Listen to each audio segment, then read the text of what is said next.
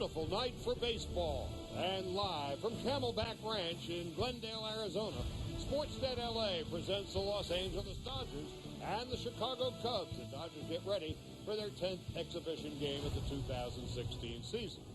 Hi again, everybody. Charlie Steiner and Rick Monday. Well, the Dodgers begin with an injury report, and their number one prospect, Corey Seager, came out of the game in the third inning yesterday, injured the knee, an MRI this morning.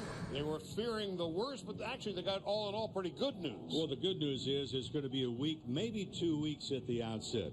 I saw Corey about 2 hours ago in the locker room moving around, not limping on that knee, but walking very, very carefully. Ironically enough, he was standing next to Justin Turner. The good news continues with Turner. He has been out because of a little tweak himself. Had 6 at-bats in a camp game. He's going to return at least as a designated hitter on Monday in the game. Alex Wood was supposed to pitch over in Peoria tonight in a split squad game against Seattle. Left forearm stiffness, so he has been scratched. Carlos Frias is going to pitch over there. Alex Guerrero, he's got a knee issue. Thought he was going to be back tonight as a DH. That's not going to happen. There's a lot of injuries. There's a lot of time left. And a guy that had injuries in the past, Brandon Beachy, is going to start tonight, coming off of 2 different Tommy John surgeries. He's had 1 good outing. Might be a little bit chilly tonight later on, but he'll be gone by that time. But he starts tonight against the Cubs. Dodgers and Cubs coming up. Lineups and first pitch right after this.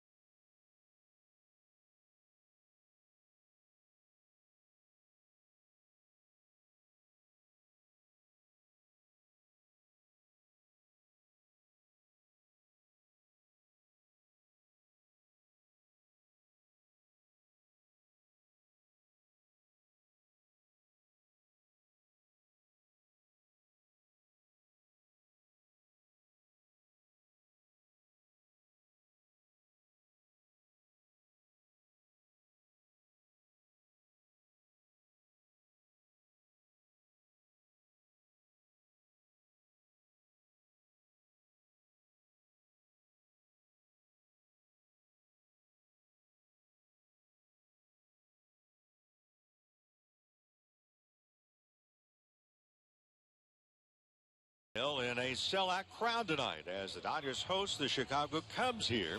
And for the Dodgers, their 10th game of the spring as Abels gets set to go.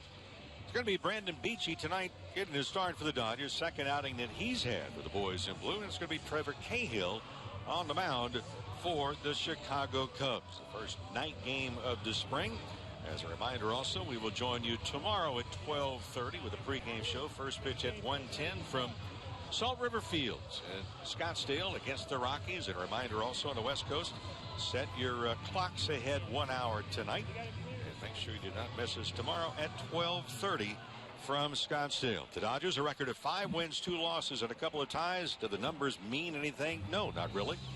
And that will be also voiced by Joe Madden, the manager of the Cubs, who brings on his Cubbies with a record of 2 wins and 8 losses so far in the spring. The Dodgers with a lineup tonight. The Carl Crawford will lead it off in left field.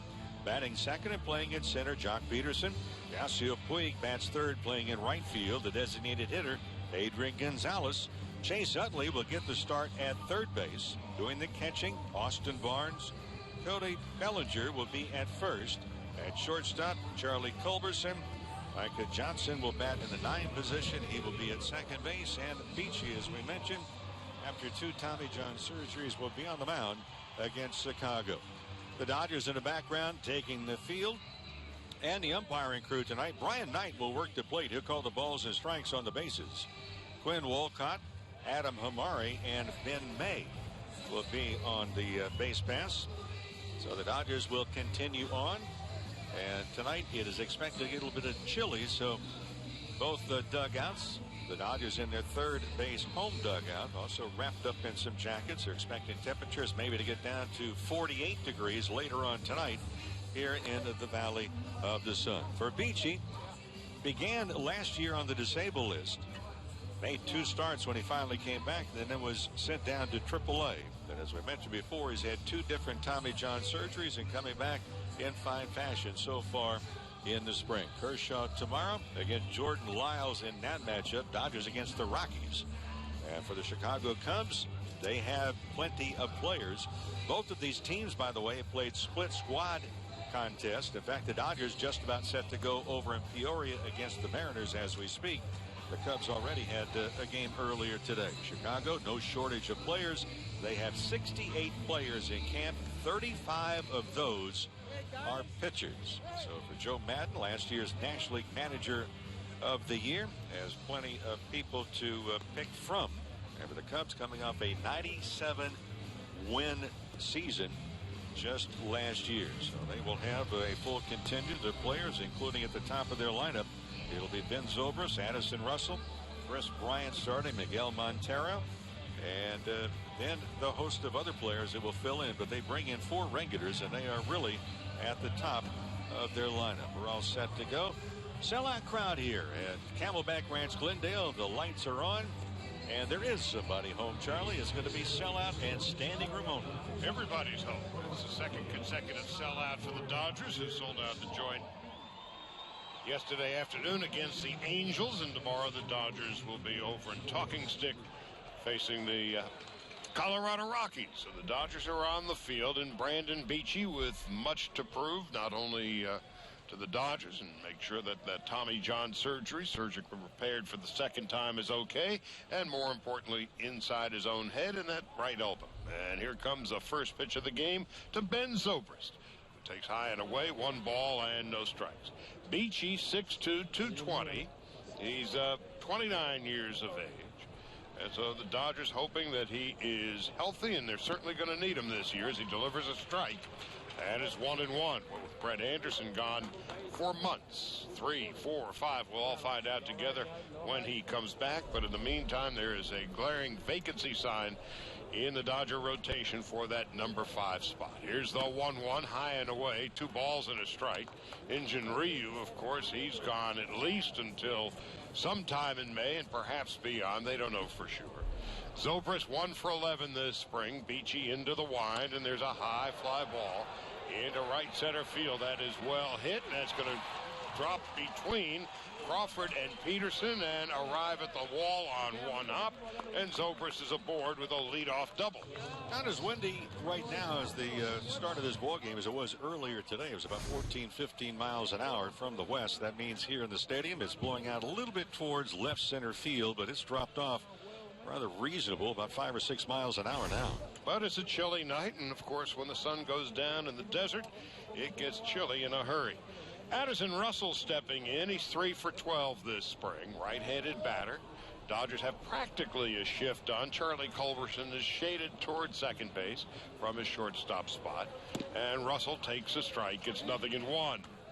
Russell with a couple of home runs this spring. Defensively for the Dodgers, Carl Crawford deep in left. Peterson shaded toward right center. Puig straight away in right. Beachy set at the belt. No balls and a strike. And Russell takes inside and low. 1 ball, 1 strike. In the infield, Chase Utley, about 8 or 10 feet off the line at third. Culberson shaded towards second base at shortstop. Micah Johnson at second base, his heels on the outfield grass. And over at first base, Cody Bellinger. Now, Russell pops it up, right side. Bellinger taking charge. About 5-6 feet from the first base bag, makes the catch, and that's the first out of the first. Yeah, during spring training or not, that's not an at-bat that you really want to be able to have. Leadoff double to start the game, nobody out, and cannot advance the runner. One of the things the Cubs, Charlie, trying to improve upon this year, cutting down on the strikeouts. There was no team that struck out more than what the Cubs did last year, over 1,500 times. Chris Bryant steps in, and Bryant with 26 home runs and 99 runs batted in last year, and he struck out a ton. Struck out 199 times. Led the league in that ignominious category and takes the ball low and outside. 1 ball and no strikes. Power hitter with the 26 home runs, 99 runs batted in. Walked 77 times. 1 ball, no strikes. Right-handed batter. Pops it foul off to the right and off the backstop. And it's 1-1. Could move him around. He's a big man. Of course, you look at the Cubs with Zobrist, and he's in that leadoff spot. Jason Hayward has signed. He's not with them tonight. You got Bryant, you got Rizzo, you got Schwarber. He added Miguel Montero last year. Those are guys that can swing the lumber. Here's the 1-1. Bryant swings and misses, and it's 1-2. Bryant 6'5" and 215. So Brandon Beachy. Dodgers knew what they were getting with that elbow. They were banking on the fact that he could get well on his own time and his own schedule. And now he is a much more needed commodity than he was a year ago. On 1-2, outside and low 2-2. Might be the perfect time, too, for Beachy. We mentioned the 2 Tommy John surgeries he's had. Began last year on the 60-day disabled list. Came off the list early July. And for Beachy, he still throws in the low to mid-90s. Has an excellent changeup. That is a field pitch. And very rarely you're going to see a really good changeup in the first week or so of spring training. But Beachy has one. 2-2 with Montero on deck. Chris Bryant, who struck out 199 times last year with a fly ball to center field. Heading on back is Jock Peterson, and he will make the catch. A couple of steps in front of the warning track in slight left center field. Well hit. Bryant is retired. Zobrist goes to third. 2 out. Miguel Montero coming up. It magnifies the at-bat by Addison Russell. That the leadoff double could not advance the runner. That was plenty deep enough even to get us in from third base, as deeply as that was hit. Miguel Montero steps in. Montero off to a good start this spring. 7 out of 13. Couple of home runs and 3 doubles. Cubs are 2-8 so far this young season. Preseason, Dodgers 5-2-2. Now with 2 out, Montero, who over the years, especially when spent most of his salad days there in Arizona, has made life miserable for the Dodgers. And he's enjoyed every minute of it. 1 ball and no strikes. And with 2 out, he takes inside and low, blocked nicely by Austin Barnes, back behind the plate tonight. We're talking about the power of the Cubs. They have the second most among teams in Arizona with 16. The White Sox have 20. But the Cubs have really come on strong. The last 4 games collectively, they've knocked 10 balls out of the ballpark. That's the good news. Bad news is they're 2-8. 2 balls and no strikes to Miguel Montero. Inside and low, 3 balls and no strikes. Jorge Soler is on deck. And then Javier Baez. Montero's got to be swinging if he likes to pitch 3-0. He's the DH at spring training. You're not going to give him the take sign. Montero last year 248 with the Cubs, 15 home runs and 53 runs batted in.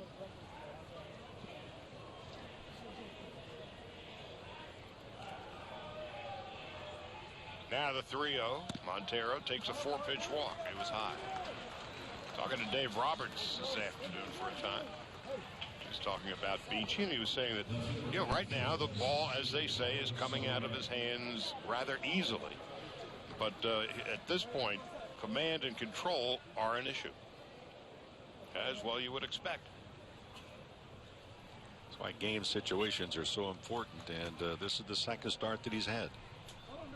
Jorge Soler steps in. Solid year last season. 262 with 10 home runs, 47 runs batted in. Slow start this spring. Swings and misses at a breaking ball. That's a good looking pitch from Beachy, and it's 0-1. Yeah, and it comes at an opportune time too, because I tell you what, if you're the hitter, as Soler is here, you saw the previous guy walk on 4 consecutive pitches. You're looking dead red fastball. First pitch, didn't get it. No balls and a strike. First and third, 2 out. Soler, chopper to third. Chase Utley will throw to second base, a short play to get the force out, and that'll end the inning. So Utley, of course, going to see some time at third base this year. And Justin Turner's got his knee issues that are slowly getting better. No runs, a hit, and a walk, and 2 men left. No score after the first half of the first.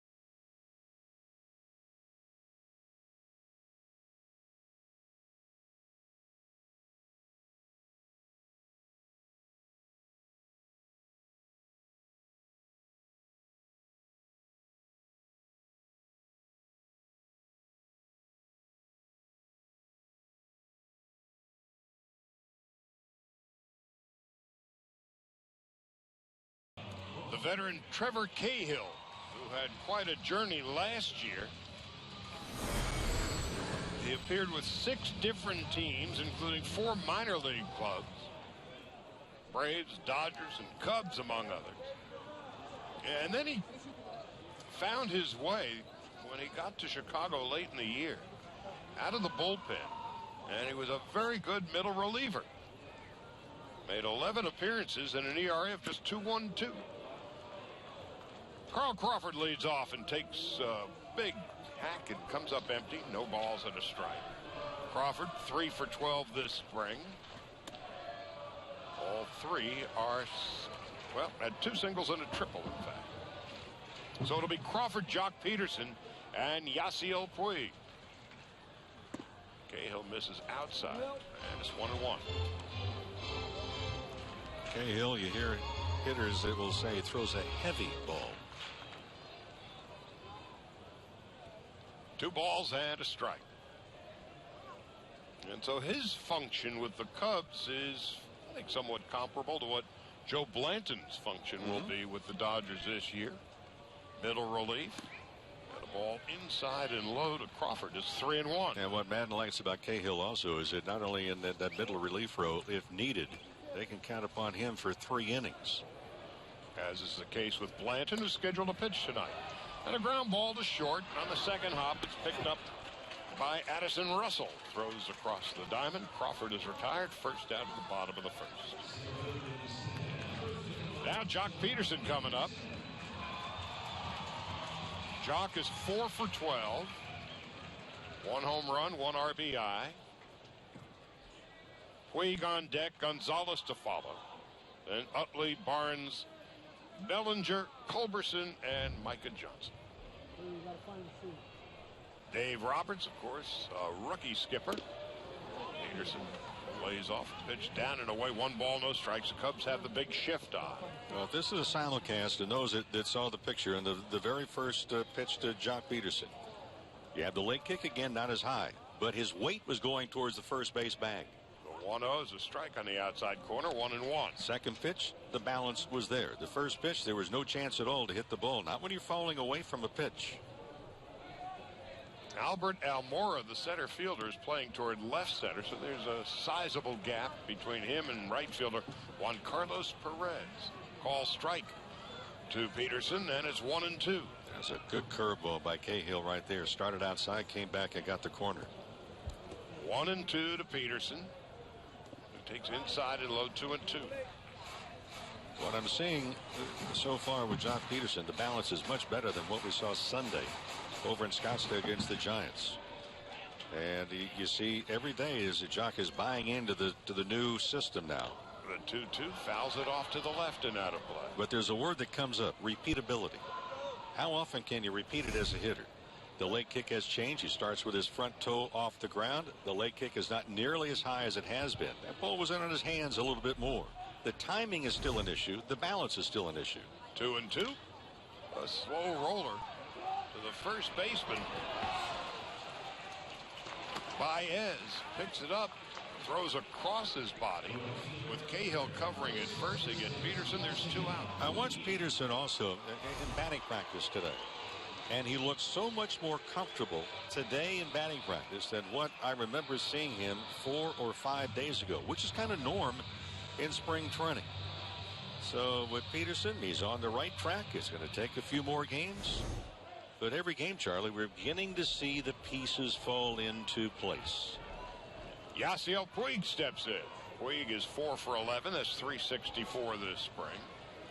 He has struck out 3 times in his 11 at-bats. It's a strike, and it's 0-1 to Yasiel Puig. Last year, just 79 games. That hamstring did him in. Takes inside and low, and it's 1 ball, 1 strike. Dodgers really need him to be an offensive force in the middle of the line. Here's the 1-1. Tried to check his swing, went through and missed. It's 1-2. Yeah, off-speed pitch. So the first pitch was a bad pitch, a swing and a miss.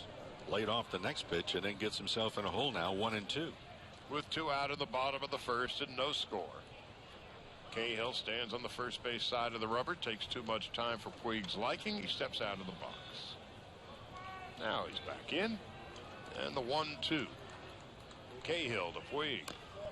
Checks his swing, fouls it off to the right and out of play. Yeah, some people may look and say, well, that's a check swing. Pitch recognition is one of the really difficult things for a hitter to begin to get into the fold in the early part of spring training. Pitch recognition. Is it a fastball? Is it a curveball, slider? Picking it up at the release point. The 1-2 to Puig. Grounded to short. Where Addison Russell picks it up, throws across the diamond, and the Dodgers go quietly in the bottom of the first. When we come back for the second, Javier Baez, Wilson Contreras, and Alberto Almoa going to bet.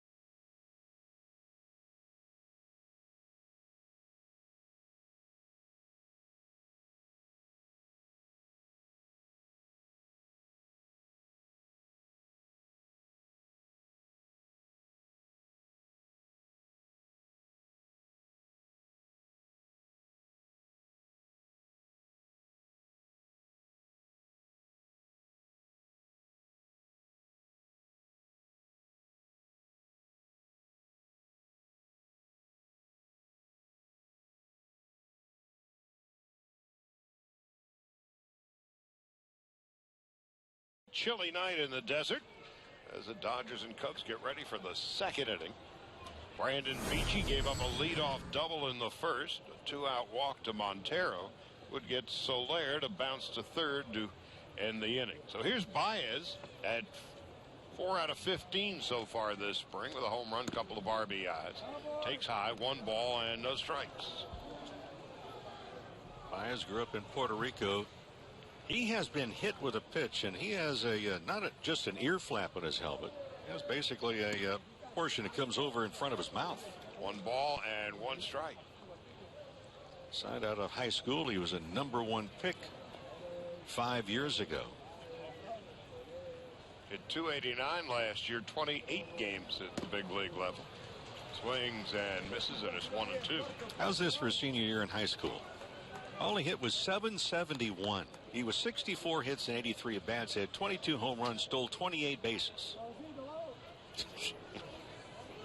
That ain't fair. You can't do that in T-ball. Here's the 1-2. Fouls it off to the right and out of play. Of course, you talk about that face mask that protects it. Jason Hayward. Jason Hayward has one, but it's flip-flopped. Hayward, a left-handed batter, signed the big free agent contract with the Cubs. Giancarlo Stanton with the Marlins. Basically a face mask has been applied to his. Don't know if he's going to change what he's had in the past. Here's the 1-2. Grounded to the shortstop. Culberson picks it up and throws out Baez by a half a step. Wow, he run. That was a routine ground ball to short. The Dodgers had the shift on the left side of the infield, and Baez busting it out of the batter's box, and Culberson, who has been terrific so far this spring, makes the play. Yeah, Baez last year combined for 19 stolen bases, 3 different stops. He was caught 5 times. First base umpire Quinn Walcott with the emphatic punch out at first base. Wilson Contreras is coming up. Highly prized prospect of a catcher, takes low and outside. 1 ball and no strikes. But it is the job of Miguel Montero and the backup, the veteran David Ross. Time Dodger. Contreras, 1 ball, 1 strike, 1 out, top half of the 2nd inning. As a converted infielder, he was the third baseman. He also played the outfield a little bit. Here's the 1-1. Outside at low 2-1. Contreras, as we understand, gets a lot of walks. He also punches out a few different times. Receives the ball well and can throw it very well. Well, he fits in with the Cubs. He can hit the ball and strike out some. In the friendly confines. They're an exciting young team, to be sure. Here's the 2-1. Fly ball slicing toward the right field corner. Puig on the run, and he can't get it. It bounces over the wall for a grounds rule double. Puig had a long way to go and just came up about a foot short. Hit off the warning track and over the wall for the ground rule double. That's a tough play. A lot of real estate to cover. That ball's hit right down the line, and if you continue and challenge it, you're going to do a face plant on that side wall. You have a little bit of foul territory here. Think of Wrigley Field all the way down the line. You have about 16 inches of foul territory, and then there's a wall. An unforgiving one at that. Well, there's thin padding, but it's brick on the other side of the padding at Wrigley Field. Alberto Almora is the batter. Right-handed hitter. Takes a strike. It's 0-1. Almora, 2 for 12, starting in center field tonight. That will be Jason Hayward's spot. There's another #1 pick by the Cubs. 2012. On 0-1. Fly ball. Right field. Headed toward the corner is Puig. He'll make the catch. Tagging and on his way to third base is Contreras. Big Puig-like throw, but it was up the left field line. Contreras goes to third with 2 out. Yeah, he missed third base by about 15 feet towards the left field corner. So with 2 out,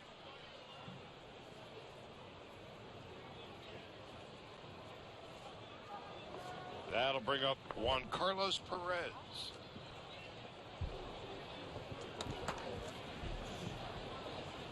Well, the ineptness of the 20th century in Chicago.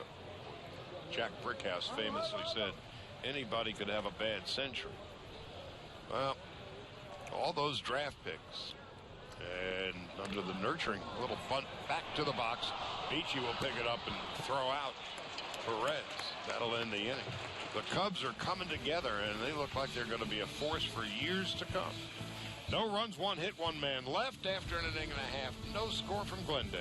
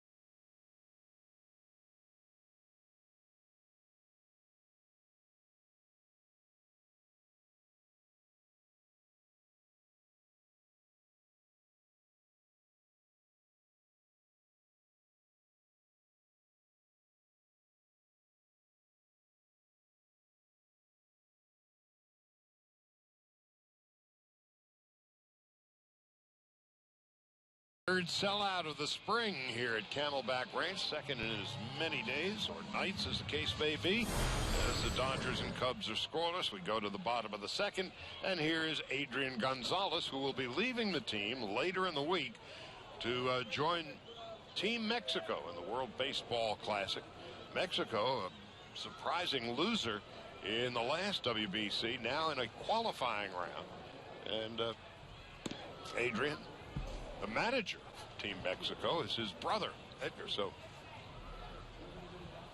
Gonzalez boys are trying to get Team Mexico back in the saddle. No balls and a strike to Gonzalez, who takes low and outside, 1-1. Adrian is 2 for 10 with a home run this spring. Has Fernando been working out recently? 1 ball and 1 strike. Fernando in years past has been the pitching coach for Team Mexico. 2-1 to Gonzalez with Utley on deck and Barnes to follow. Bottom of the second. No score. Dodgers beat the Cubs 4 out of 7 last year. 2-1 at Dodger Stadium. 2-2 at Wrigley Field as Gonzalez fouls it off, and it's 2-2. Cahill just got the ball back from his catcher after Brian Knight, the home plate umpire, put a fresh baseball into play. And Contreras gunned it to Cahill, and Cahill looked down and goes, ouch. The 2-2. Gonzalez with a fly ball to center field. Drifting on back is Almora, and he'll make the catch about 4 or 5 steps in front of the warning track. First out of the second. A little bigger ballpark here than what is at Wrigley Field. The power alleys are 368 left center and right center at Wrigley Field. The difference is a lot of people overlook the fact that down the lines at Wrigley Field is 350 plus, and then you got a pretty high fence. Now Chase Utley steps in, and Utley takes a strike, nothing in walk. Well, the dimensions here in Glendale are larger than they are at Dodger Stadium. 345 down the lines here. 380 to the power alleys and 410 to straightaway center. Dodgers, of course, share this facility with the White Sox.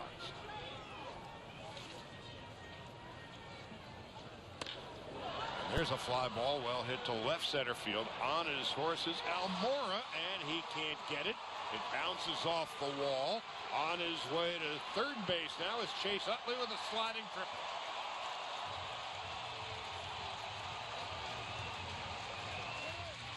He hit that one a ton. Boy, good jump also by Almora in center field. A valiant effort to kind of stretch out, try and catch the ball.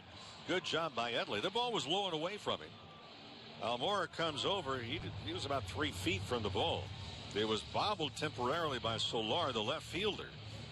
And then Addison Russell, who was the lead cutoff man, bobbled it. Utley read it very well, winds up at third. In conference with the Dodgers' new third base coach, Chris Woodward, the Cubs bring the infield in for Austin Barnes, who's had a very solid spring. 6 for 16 with a couple of home runs. A lot of territory between center field and left for Barnes, right-handed hitter, who takes outside and low, 1 ball and no strikes. Contact spot right here. And Austin Barnes talked to him, says, I'm a contact hitter. I'm not a home run hitter. 1 ball, no strikes. And the pitch. Low and outside, 2-0. And Cody Bellinger is on deck. Barnes, good numbers, AAA, 315, 9 home runs.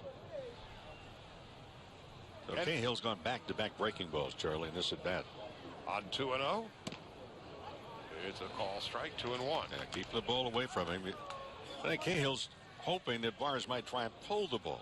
That's where you get a pop-up, you get a ground ball. Jorge Soler very deep in left. The 2-1 way outside and blocked nicely by Miguel Montero. Saving a run is 3-1.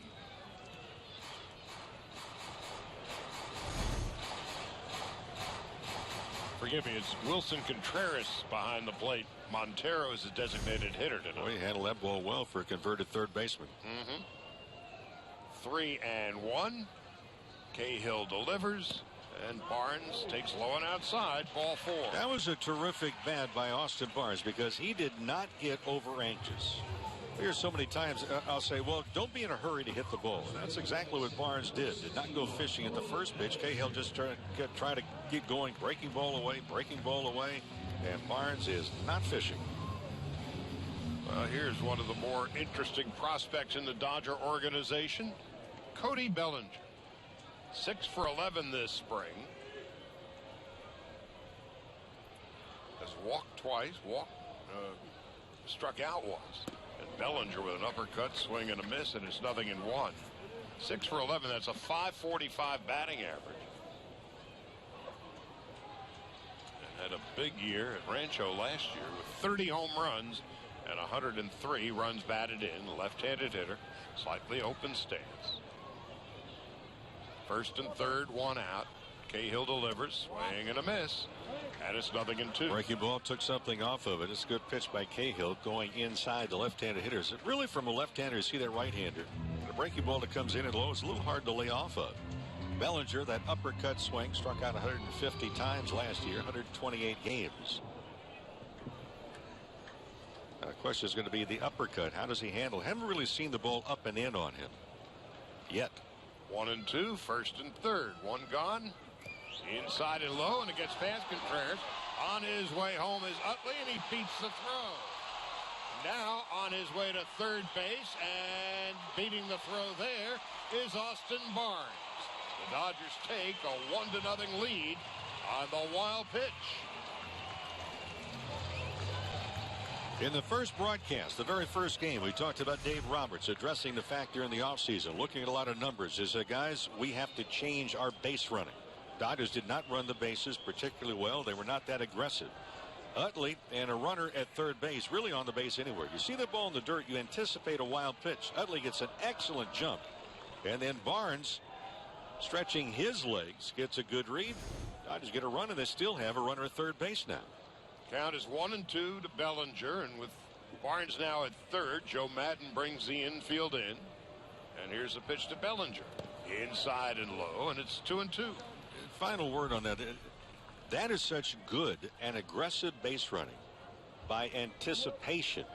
Always think the ball is going to be in the dirt. Always think you have a chance to advance one base, at least. You know, it doesn't matter what job it is, inevitably in the workplace.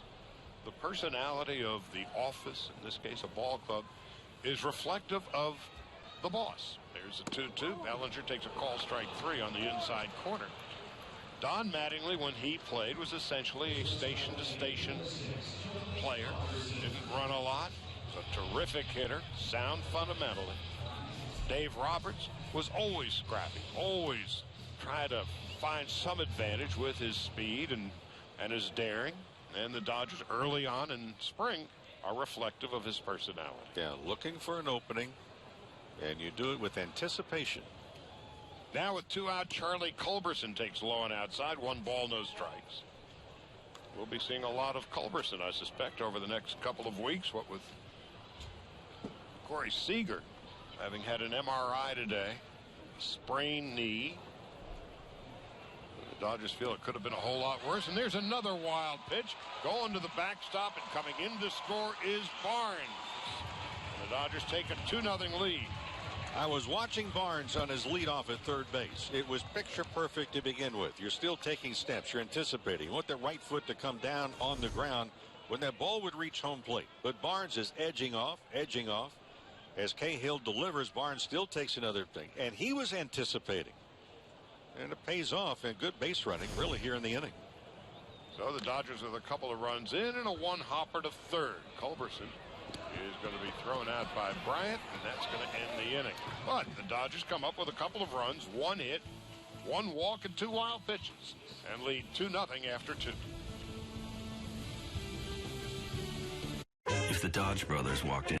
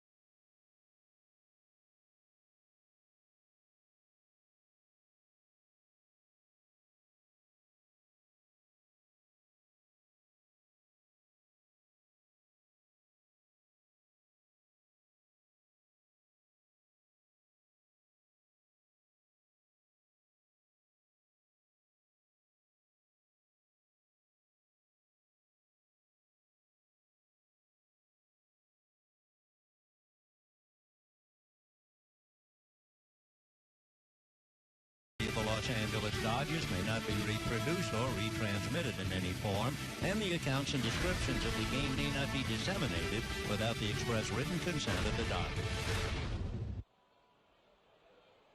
Come celebrate the legacy of Jackie Robinson on Friday night, April 15th, when the Dodgers host the Giants at 7:10. And the first 40,000 fans in attendance receive an adult replica Jackie Robinson jersey, presented by Bank of America. Visit Dodgers.com/promotions. Top of the order for the Cubs in the top half of the third. Brandon Beachy out there and delivers a call strike, 0-1. Beachy through 2. No runs, 2 hits, and a walk. And that was just his 30th pitch. So to this point, he must be pleased with his performance. And the 0-1. Zobrist, who doubled to left center in his first at-bat, is now 1 ball and 1 strike. Madden likes Zobrist, and you might have him in that leadoff spot. Low percentage of strikeouts, just 56 punch-outs last year, over 500 at-bats. 1-1 is a fly ball into left center field. And it's Carl Crawford calling off Jock Peterson. And Crawford making the catch, first out of the third.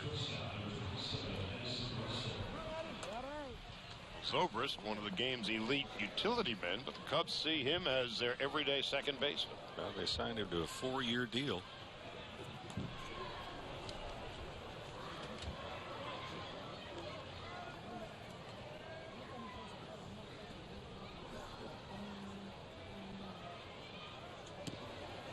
Now a call strike, 0-1 to Addison Russell, who popped to first in his first at-bat.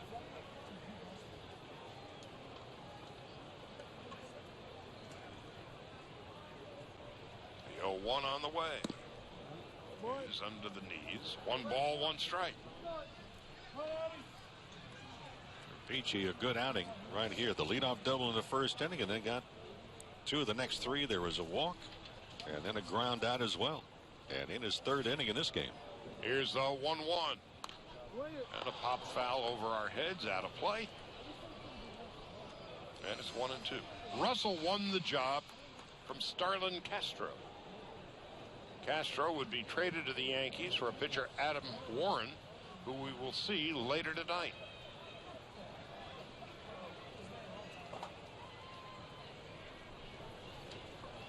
One ball, 2 strikes, and 1 out.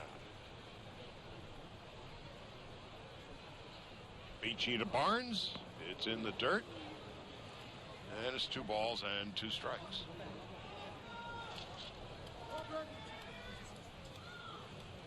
The Cubs went all in on free agency in the offseason.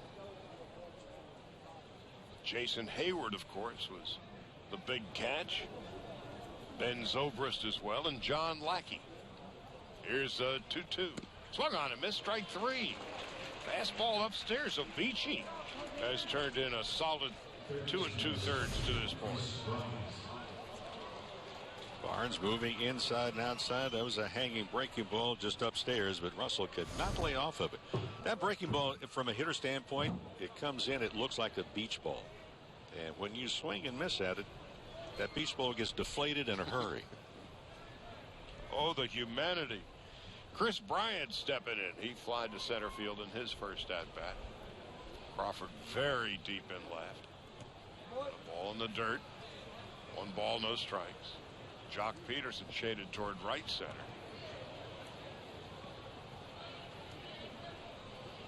Well, they just don't think that Bryant is likely to pull the ball to the outfield.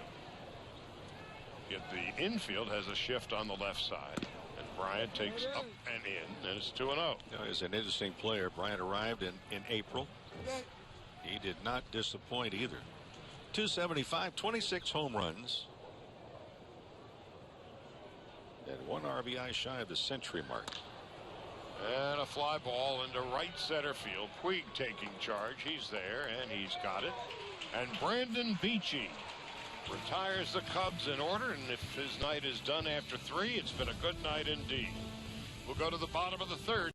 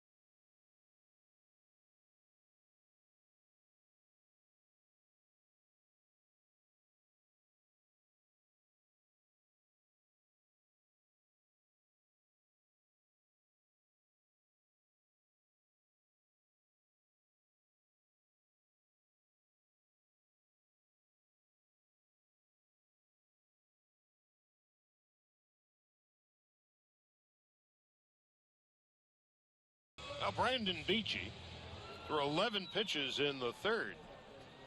6 of them for strikes. 40 pitches, 24 strikes in 3 innings, and he and Rick Honeycutt are very happy with his work. Micah Johnson steps in. Johnson is 6 for 19. Joe Blanton is warming up in the Dodger bullpen. And so one would assume, in fact, Beachy's night is done. He walked a batter, struck out a batter, no runs, and 2 base hits. Ball outside and low, 1-1 to Johnson.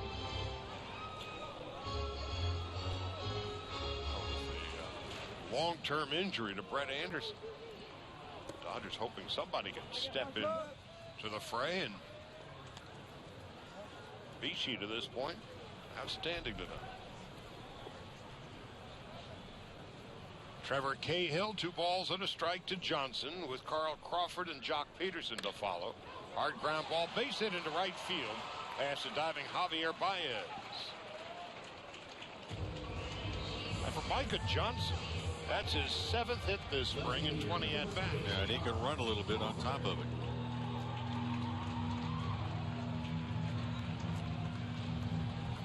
Johnson out of Indiana.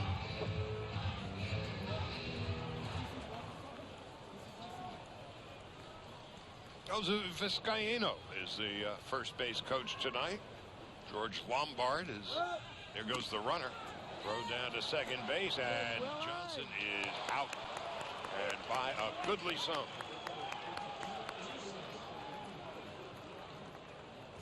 I'll mention it, Contreras, a converted third baseman, has a strong arm, and he just showed not only a strong arm, that was an absolutely picture perfect location for the throw. That throw was right to the tag. So Johnson caught stealing. He's out of there. 1 ball, 1 strike to Crawford, who bounced to short in his first at-bat. Dodgers with a 2-0 lead, each team with 2 hits. Crawford takes a strike inside corner, 1-2. Trevor Cahill, middle reliever for the Cubs, starting tonight. Delivers high and outside, 2-2.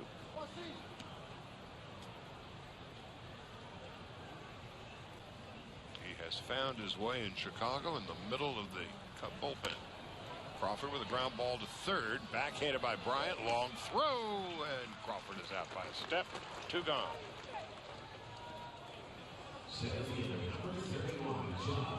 Now Jock Peterson stepping in.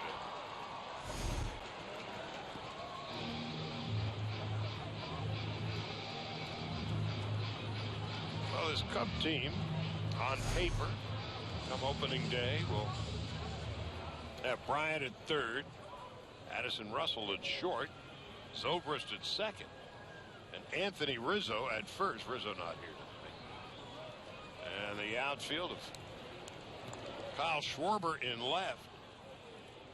Jason Hayward, naturally a right fielder, will start in center. And Jorge Soler is in right. Ball upstairs and outside, 1-1 to Jock Peterson. Cubs have the shift on the right side of the infield as Peterson swings and misses 1-2. Swing continues to go over the right shoulder, which is basically another way of saying pulling off the ball. The 1-2. Swung on and missed, strike 3, and that will end the inning. So Peterson has been struck out. Dodgers, no runs, a hit, nobody left. We go to the 4th, and coming in for the Dodgers, Joe Blanton, when we come back.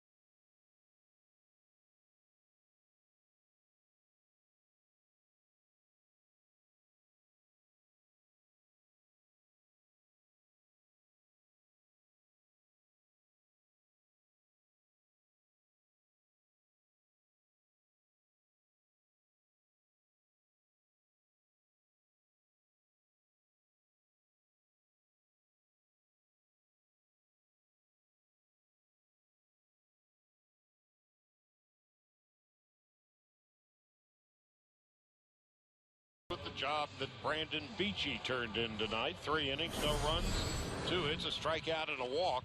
Only 40 pitches, 24 for strikes. And Joe Blanton on in relief. 35-year-old powerfully built right-hander out of Tennessee. Seems to have found his groove as a middle reliever, not unlike Trevor Cahill, who has done a serviceable job for the Cubs tonight. Blanton now in his 12th year. He'll be facing Miguel Montero, Jorge Soler, and Javier Baez.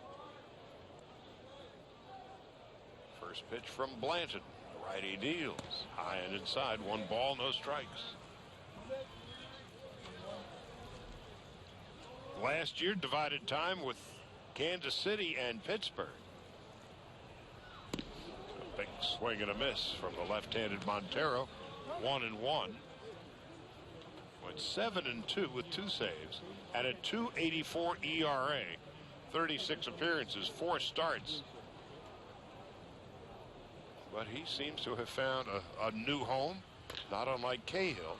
And a ground ball to first base. Fielded by Bellinger. Underhanded toss to Blanton covering, and that's the first out of the 4th. Yeah, Blanton can serve a couple of different roles. He has a very streamlined delivery, if you will. Very clean. There's nothing complex about it. And it works for him in his 12 seasons. So 1 out, nobody on. And Soler steps in, and the Dodgers are shifting on the left side of the infield. Micah Johnson about 4 or 5 steps to the third base side of second. They're deep on the left side as Soler fouls it back, and it's 0-1. Javier Baez on deck. Blanton came up with the A's in 2004. Then to Philadelphia. Dodgers, Angels, Royals, Pirates, and back with the Dodgers. Blanton into the line. Here's the pitch. Outside and low. 1 ball, 1 strike. We'll be back with you tomorrow, and like tonight, it'll be a simulcast on radio. The pregame at 12:30. First pitch at 1:10. As Soler swings and misses at a breaking ball, 1-2. And Clayton Kershaw goes tomorrow against Jordan Lyles.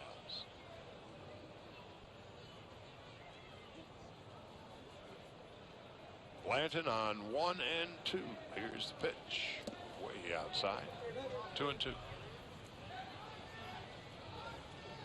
I imagine the difference in mindset for a guy who used to start as opposed to where Blanton is now or Cahill. You don't have to worry about 4 different pitches. You got your fastball, your slider, whatever the secondary pitch may be, and you give them your A material. Yeah, you don't have a whole lot of time to try and set guys up. You're going to see them 1 at bat, very seldom 2. The other thing too, every day you come to the ballpark as a reliever, you know you have a chance to be in the ball game. 3-2, 1 out. Pitch to Soler's outside and low, ball 4. As he trots toward first base, we'll pause 10 seconds for station identification on the Dodgers radio network.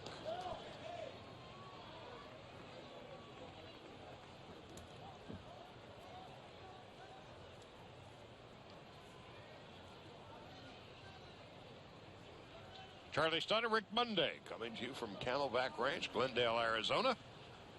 We're in the top half of the 4th. 1 out, 1 on. Dodgers leading the Cubs 2-0.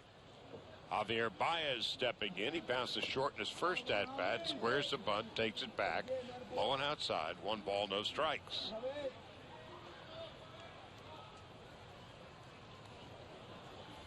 Baez is the guy who hit 700 and something and 771 in his senior year in high school. Here's the 1-0 on the way. Swings and fouls it off to the right. 1-1. Scouts may have wanted to get the names of the pitchers that got him out. Sign them also. I was mentioning earlier, the Cubs were so bad for so long. Then they started, well, they were always drafting high, but then they started drafting better. Here's the 1-1 outside low 2-1. And slowly but surely the guts of this team, all young fellas. Bryant, Rizzo came over in a trade. He's not exactly a gray beard. Soler, Schwarber, Russell. And they got a couple of veterans, Hayward and Zobrist in the offseason. Quick toss to first base. And Soler's back standing up. The Cubs over the years, and I'm talking you going back decades, they've had some dismal drafts. On 2-1, strike on the outside corner, 2-2 to Javier Baez. Years and years ago, Don Kessinger, who was an all-star shortstop, made a comment to me. It was during a game, sitting next to Paul Popovich, who also played with the Dodgers for a while. He says, you know, he said it's been 11 years since the Cubs drafted a position player and they made it through the organization to the big leagues and stayed more than 1 year. 11 years. 2 balls and 2 strikes. Well, the Dodgers now have Seager, and the knee not as bad as first feared. Swung on and missed, strike 3. Baez down on strikes. There's 2 out. And with Cody Bellinger, well, he's got Adrian Gonzalez in front of him for the next couple of years. Those are really 2 really solid position players that the Dodgers have drafted. Dodgers certainly hoping that Jock Peterson can fulfill his potential and promise. Pitching has always been solid out of the Dodger organization. Now the hitter, Wilson Contreras, fouls it off to the right and out of play. Dodgers also had another commodity last year that has not really been hand in hand with everything else. Defense. Fielding percentage, very good.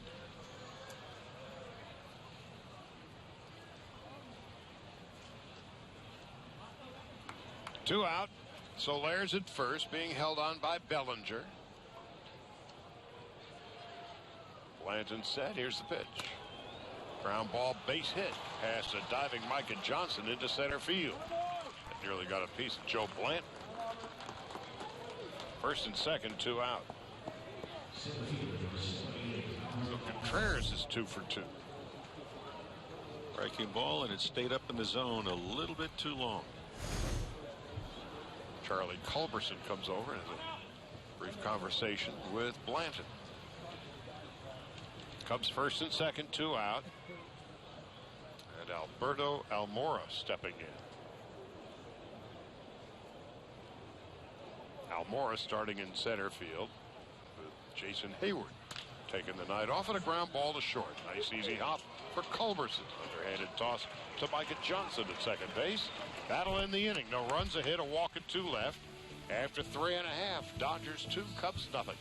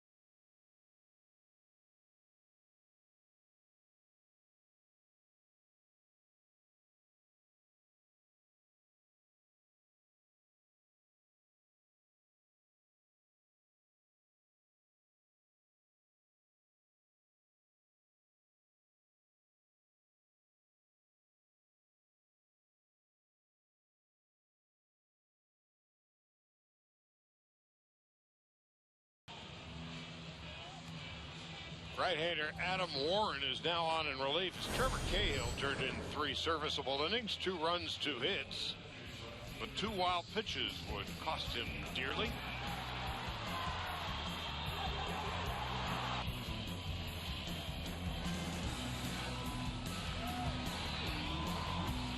For the Dodgers, Beachy, 3 innings, no runs and 2 hits, and Blanton in his first inning of relief, 17 pitches, 10 for strikes. Hit a walk and a strikeout. So Warren, who came over from the Yankees in the deal that sent Starlin Castro to New York.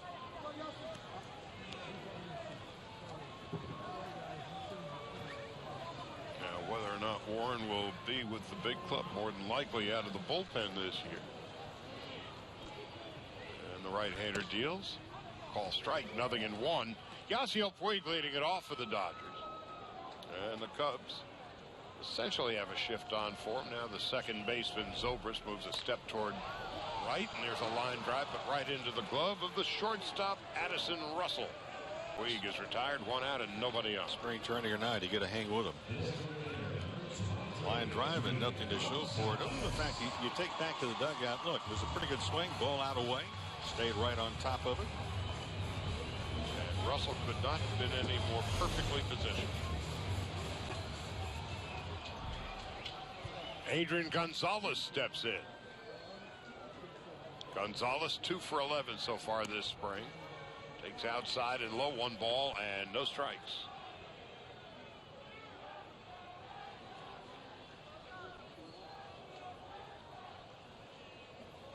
Adrian takes a strike.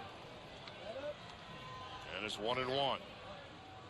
Gonzalez grimaced a little bit. He knows that pitch hit the corner, but early in the count, you're not really worrying about hitting the pitcher's pitch. 1-1. There's a fly ball, well hit to right center field. But coming on over is Juan Carlos Perez. He makes the catch. There's 2 out. For Lawrence, he's enjoyed so far the defense behind it. Adam Warren found out that he was traded from the Yankees a rather unique way. He and his wife were out of country. They were at a restaurant. They have a deal. They would turn off their phones.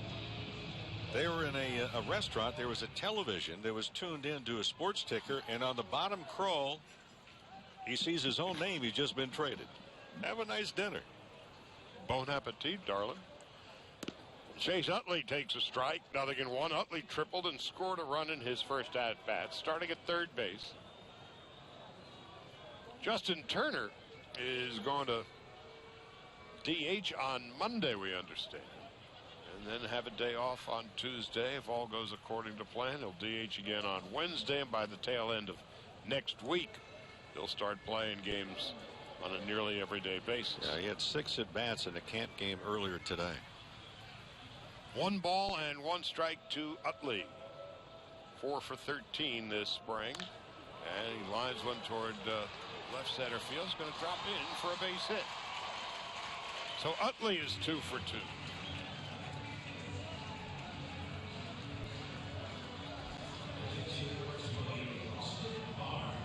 There are 8 guys in fair territory. There's 1 guy in foul territory behind you. And hit them where they ain't.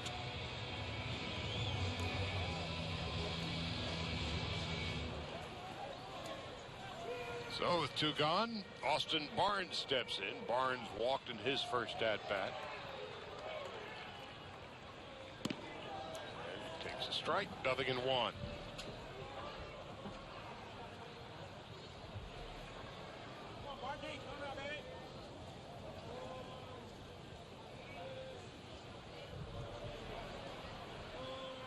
On 0-1, a quick toss to first base, and Utley is back standing up.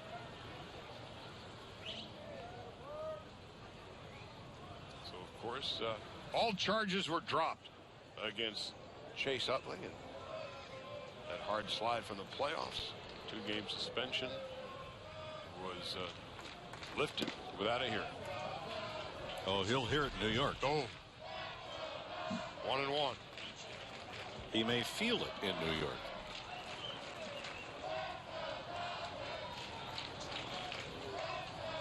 There was no intent to hurt anybody. It was just Hard slide. As the bright lights were on in postseason play. Boy, were they ever. Here comes the 1-1. Barnes swings and misses. Throw down to first base, and Utley's just been picked off. Boy, that kid Contreras has some kind of throwing arm. He got a base runner. Micah Johnson attempting to steal. And now he picks off Utley at first. No runs, 1 hit, nobody left. We'll go to the 5th. Dodgers 2-0. During the Lex.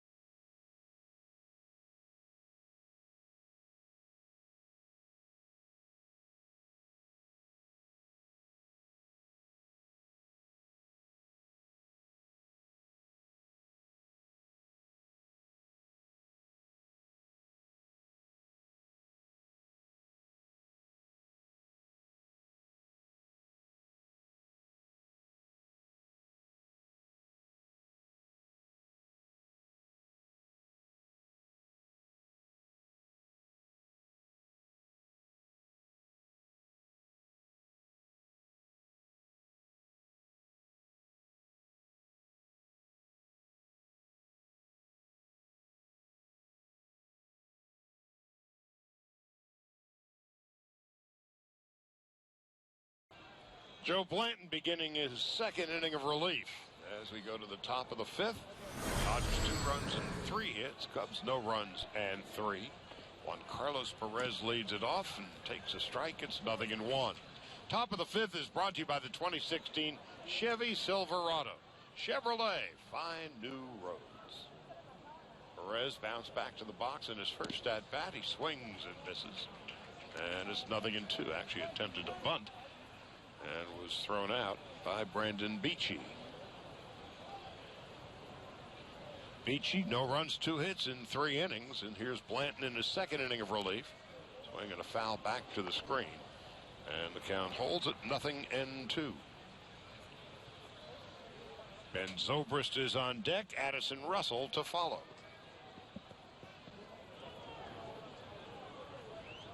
Blanton, the righty deals. Fastball outside corner, call strike 3. Oh, a great location. Outside corner, just kind of tempting. So Blanton's come on and he walked the batter. Second batter he faced coming on in the 4th inning. This is picture perfect. Right there, Barnes was setting up outside and the pitch right to the catcher's mitt. So 1 out, nobody on, and here's Ben Zobrist. Doubled in his first at bat, slide to left in his 2nd. Veteran switch hitter. Takes a ball, 1 ball, and no strikes.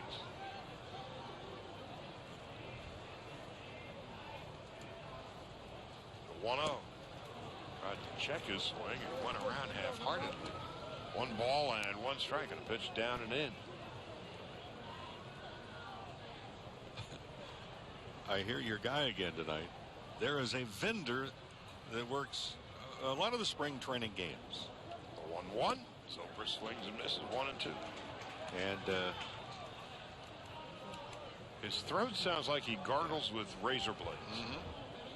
And he's the lemonade man. And he says lemonade, lemonade, like my grandma made.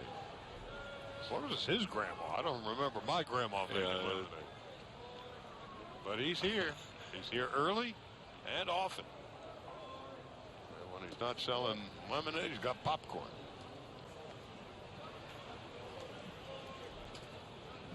And over the course of his career, he Hasn't missed too many meals. Looks like he eats some of his product.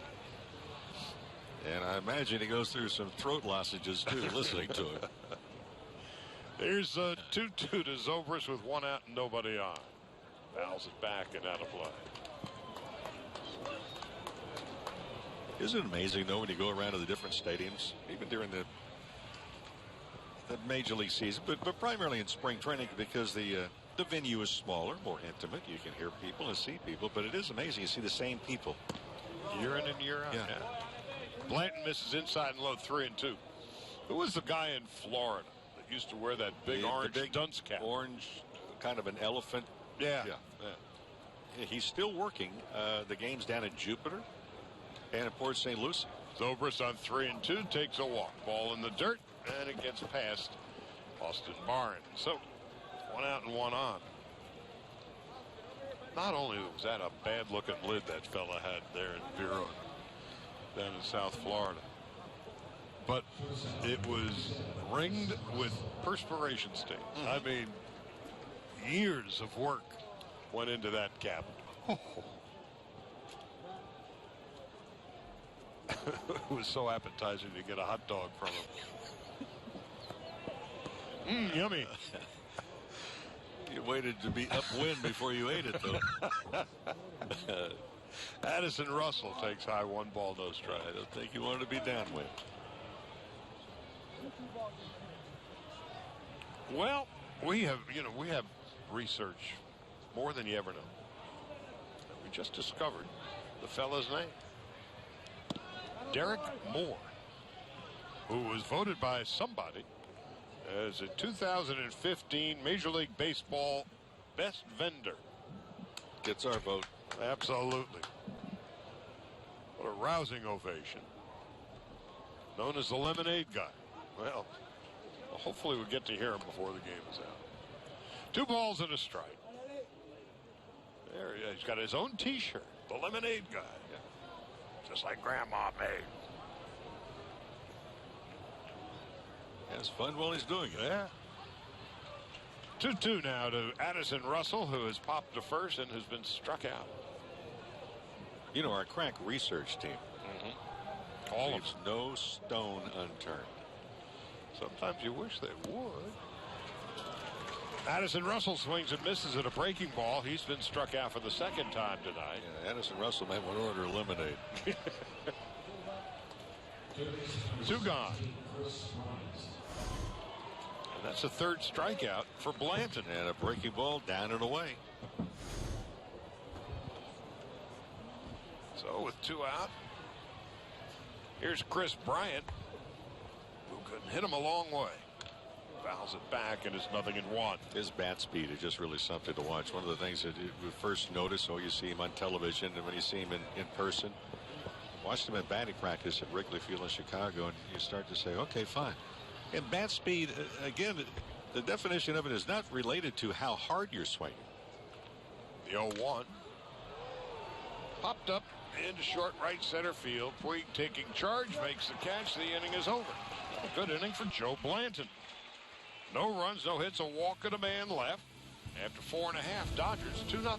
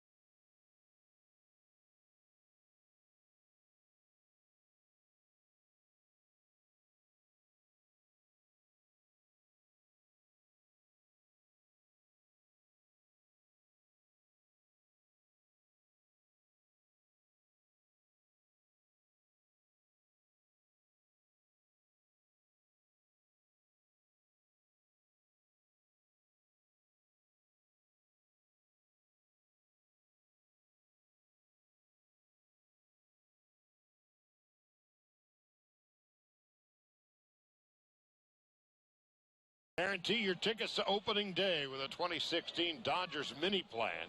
Choose from games with great promotions featuring fan favorites such as bobbleheads and brand new retired number pins. Visit Dodgers.com/mini plans. First pitch. Adam Warren to Austin Barnes is fouled off to the right. It's 0-1. Barnes walked in his first at-bat and eventually would come around to score. Dodgers scored 2 runs in the second. A triple for Utley and a couple of wild pitches.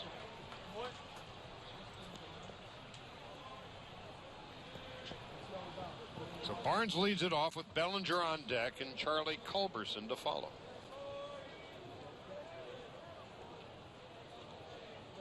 Two runs, 3 hits for the Dodgers. No runs and 3 hits for the Cubbies.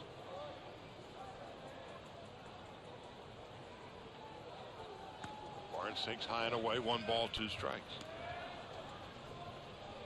Joe Madden in his second year as the skipper of the Cubs. Hard to top what he did last year. A 20-game improvement over the previous season. There's a fly ball to left field. And Austin Barnes has deposited one into the Dodger bullpen. His 3rd home run of the spring, and the Dodgers take a 3-0 lead.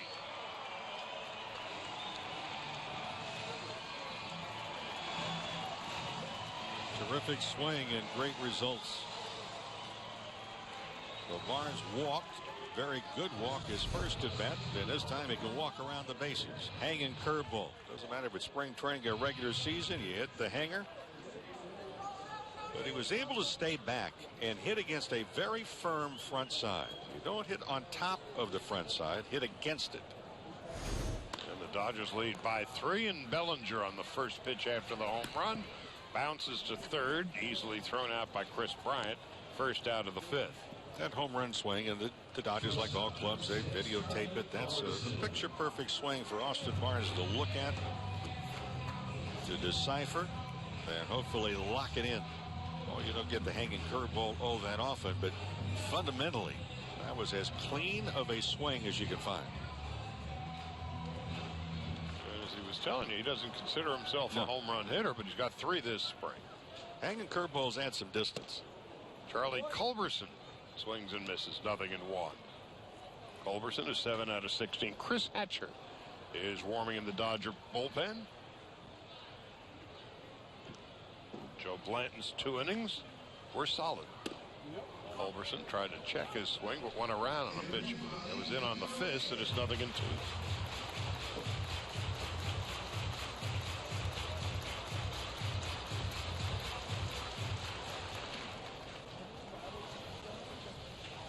Adam Warren, second pitcher of the night for the Cubbies. 0-2. Culberson swings and misses and has been struck out. Second out of the 5th. And the first strikeout for Warren.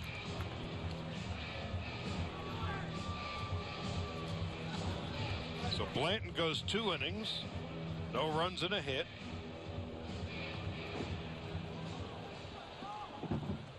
Two walks, 3 strikeouts.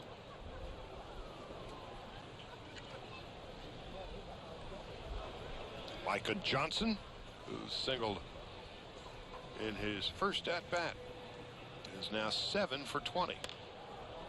Swings and fouls it off to the left, and it's 0-1.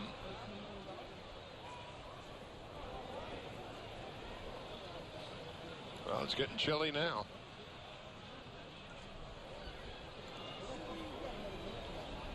Dodgers and all the teams in the Cactus League have been blessed with near perfect spring training weather. 1 ball, 1 strike to Micah Johnson. Takes one down in the dirt. Johnson, originally drafted by the White Sox, 9th round pick, 2012, out of the University of Indiana. And he and Trace Thompson have been teammates and friends since 2012 on the south side of Chicago, and now with the Dodgers.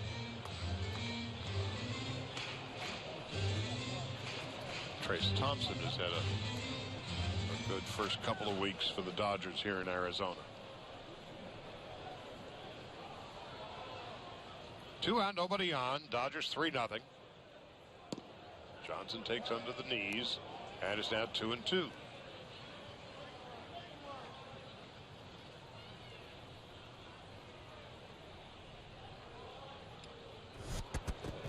The other half of the Dodger squad in Peoria tonight. A ground ball comebacker. Snared out of the air on one hop by the pitcher Warren. That will end the inning. Austin Barnes' 3rd home run of the year, and the Dodgers are up 3-0 after 5.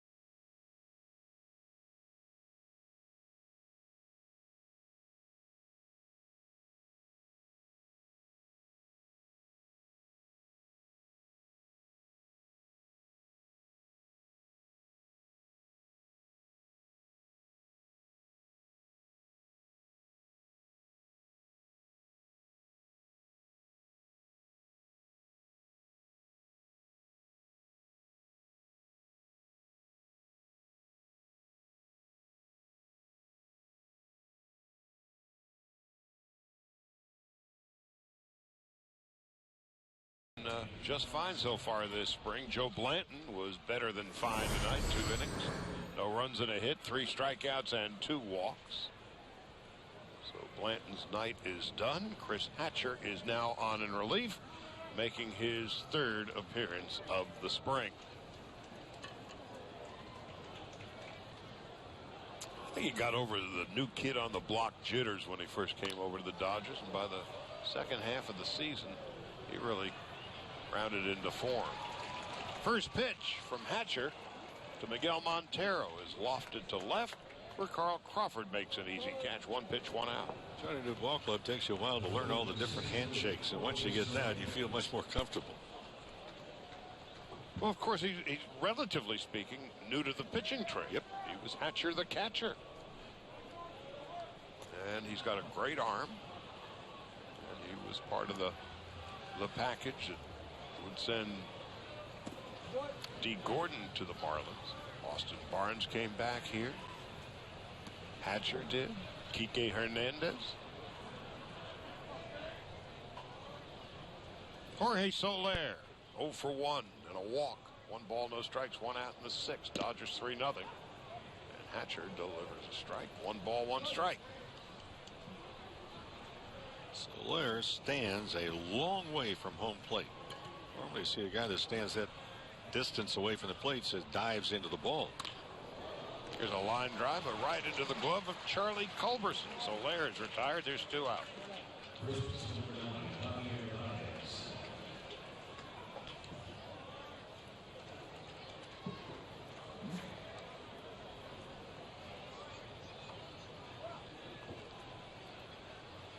So with 2 out, nobody on, Javier Baez stepping in.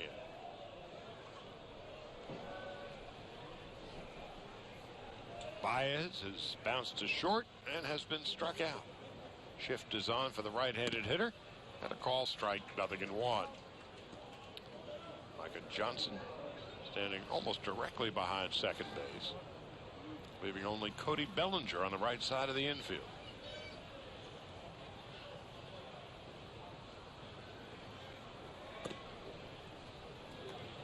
Baez spends a little time if he's writing his official name, his legal name.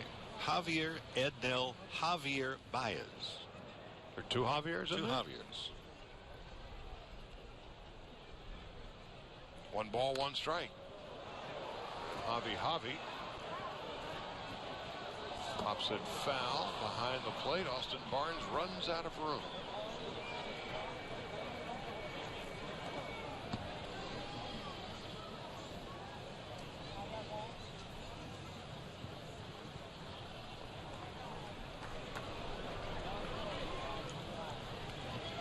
Dodgers with a 3-0 lead. Austin Barnes a home run tonight. And Chris Hatcher is the 3rd Dodger pitcher of the evening.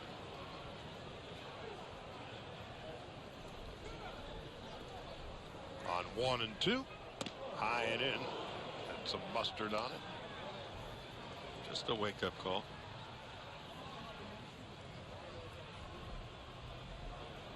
Now does Blanton go away? On 2 and 2. Inside and low, 3 balls and 2 strikes.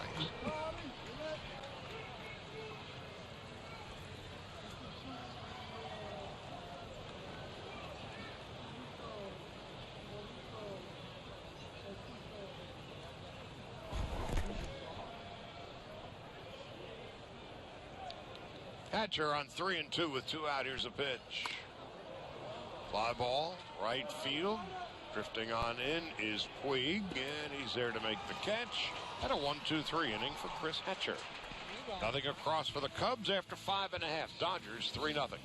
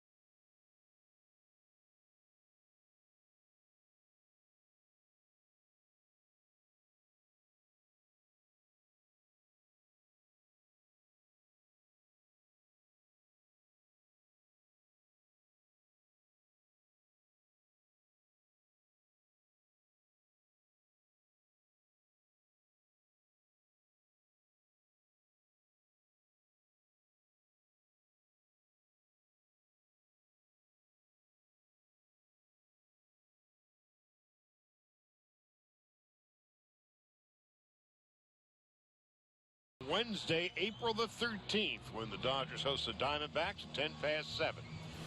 40,000 fans in attendance will receive an adult hooded sweatshirt presented by Bank of America.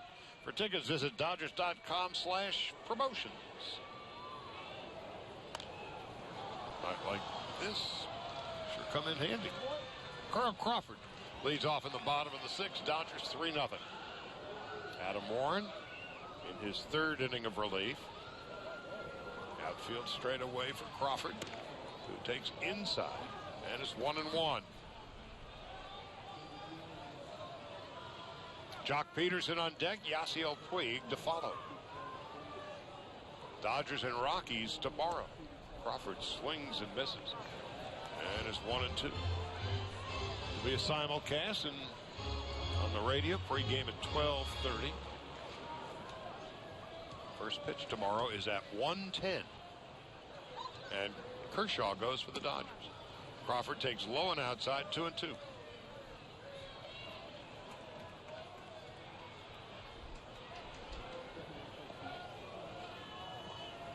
Dodgers with 2 runs in the second. And 1 on the Barnes home run in the 5th. Crawford swings and lines it off to the left and out of play. Well, in on Crawford, he tried to pull in the right hand. Left hand came off the bat. He was a little bit tardy in trying to get the barrel through. Luis Avilan is going to work in the Dodger pen. On 2-2. Crawford takes a call, strike 3, outside corner. So Crawford 0 for 3 tonight. Warren's second strikeout of the game. And Jock Peterson coming up. Jock has bounced to first and struck out. Well, the last at bat, the weight was out in front, and it was over his right shoulder. And his weight carried him back towards the Cubs' first base dugout after the swing. Peterson takes outside and low, 1 ball, no strikes. The shift is on the right side of the infield. And so only Chris Bryant on the left side. A 1-0. Peterson fouls it off to the left. And it's 1 ball, 1 strike. That's a better swing, better balance right there. Still a little bit on his heels.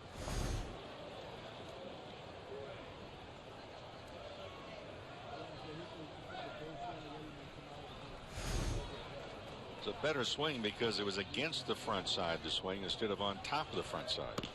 Fastball up and away, 2-1. It's like golfers. You don't hit your driver on top of your front side. You basically hit it against. That's where you get the extension. That's where you get leverage and power. There's a fly ball into left center field. Tracking it down with a good jump was Alberto Amora. And that's the second out of the 6th. So Peterson, what you're hoping to have early in the spring, I felt you'd like to have 1 good at bat. 1 good swing. Well, that was something right there, a swing to build upon. And for Jock Peterson, trying to build upon it every day. A little bit different program as far as the overall approach. Now Yasiel Puig steps in, bounce to short, line to short. And takes a ball inside and low, 1 ball and no strikes.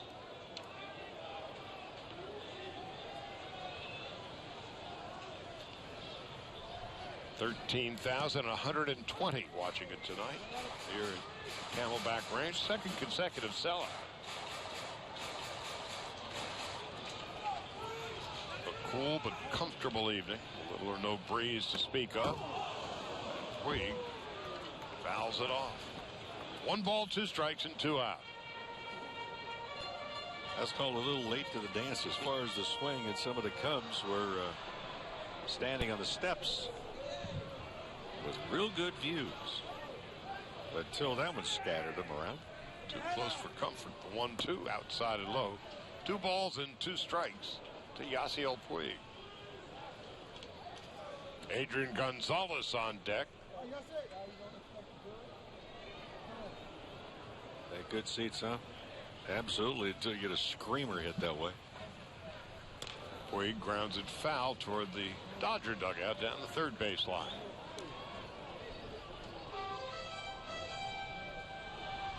Well, the railings and the netting in front of the dugouts, relatively new. A little less than 20 years ago, they started doing it. And Puig foul tips it, and that gets a piece of Wilson Contreras.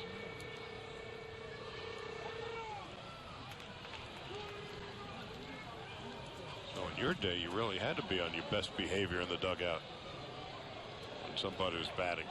But especially if you think of Wrigley Field before they had the barriers up in front. There was no way that you could get free and get out of the way.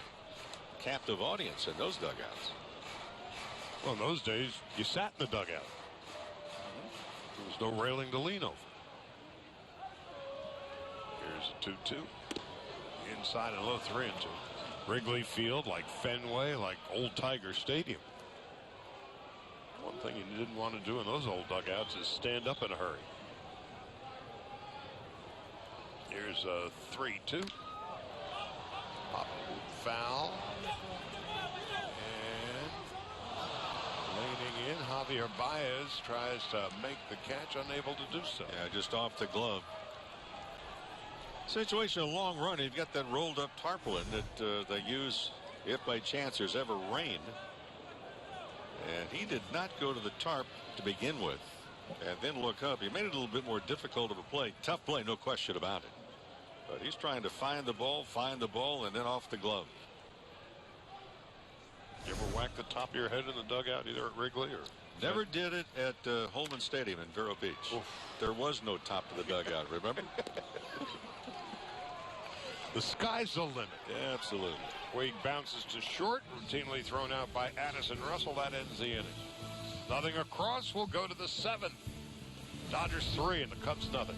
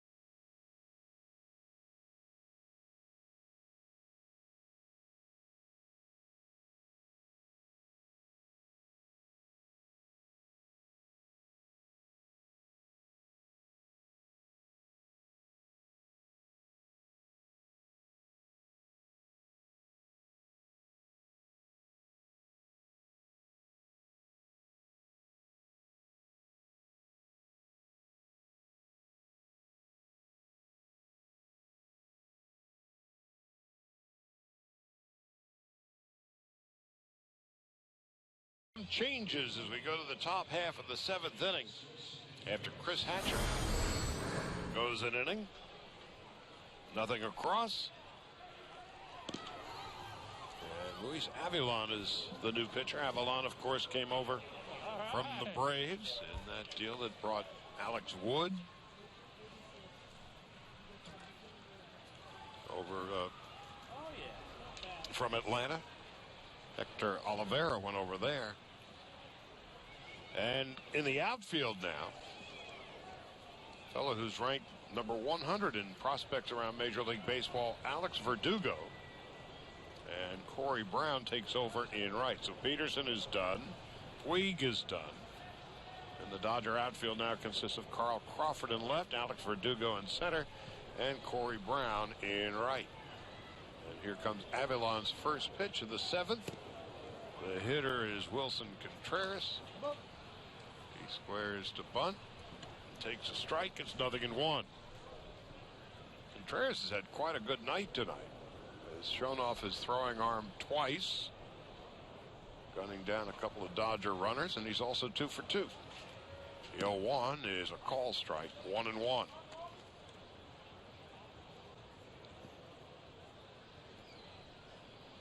Well, with Miguel Montero and David Ross, the backstops in Chicago, it appears as if Contreras is going to have to wait a year. Well, keeps hitting like this, he may not. Lines a base hit toward the right field corner, and he is on his way to second base, and he thinks momentarily about going to third, and wisely thinks better of it. So a leadoff double into the right field corner for Wilson Contreras, who's 3 for 3. And second time he's hit the ball down the right field line for a double. Ball was up and out of the play. Not a particularly good pitch. 0-2.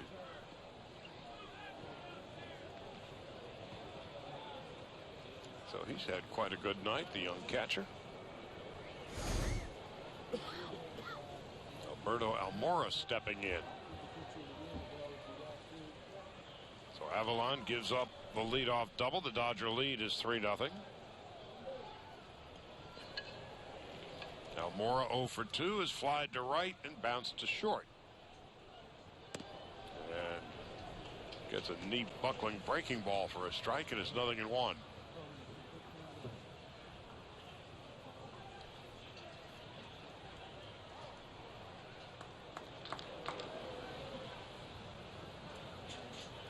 Avalon set at the belt.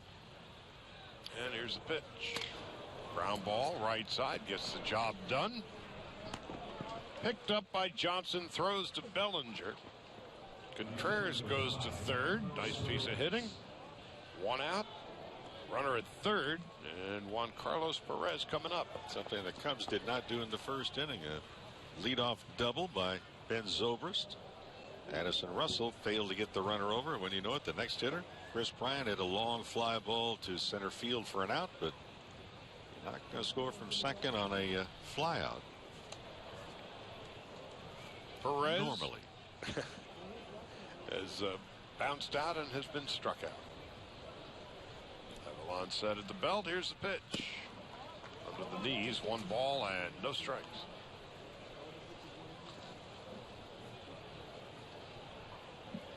For Avalon in his career, he has 197 innings. His earned run average is under 3.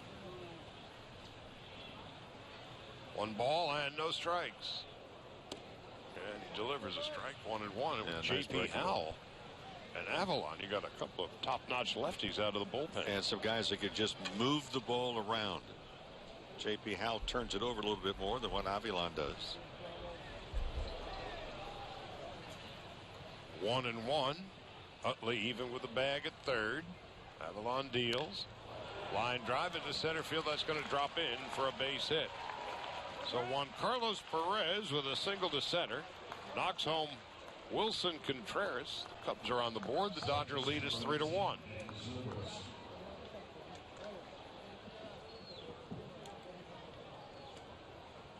And now here's the switch hitting Zobrist, who will bat from the right side.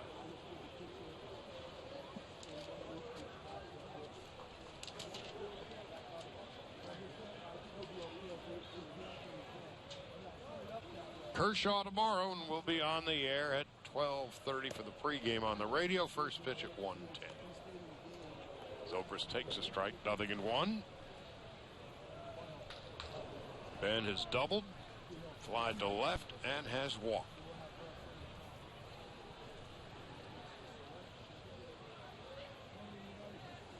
He's going to be the Cubs' everyday second baseman.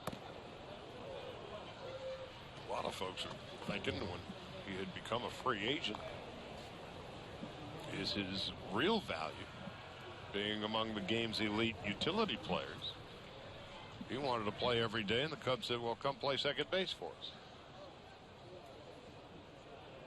He swings and fouls it into the dirt. 1-2.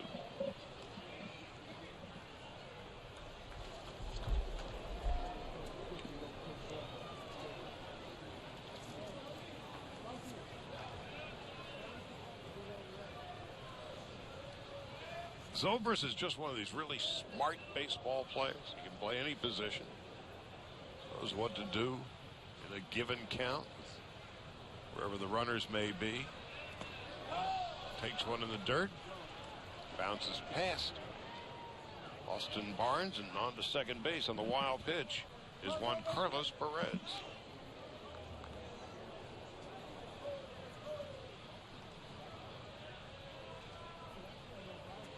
Well, with the World Baseball Classic a year away, there's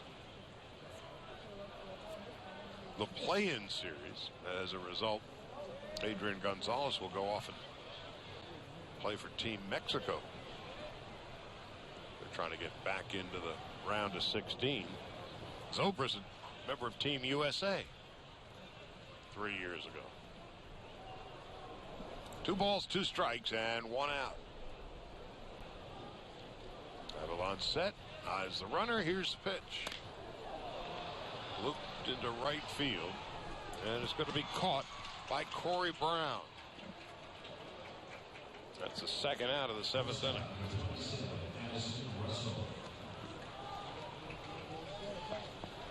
So with 2 out, third base coach Gary Jones talking with young Mr. Perez. Cubs first base coach Brandon Hyde, and of course Joe Madden in his 2nd year as a skipper of the Cubs. Boy, who took that town by storm last year. Addison Russell 0 for 3, 2 punch outs and a pop out. Takes a fastball for a strike on the outside corner, 0-1.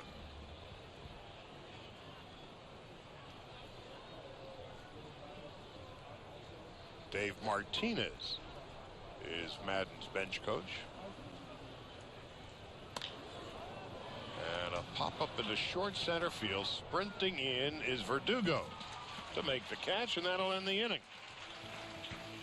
1 run, 2 hits, 1 left. 7th inning stretch. Dodgers 3, Cubs 1.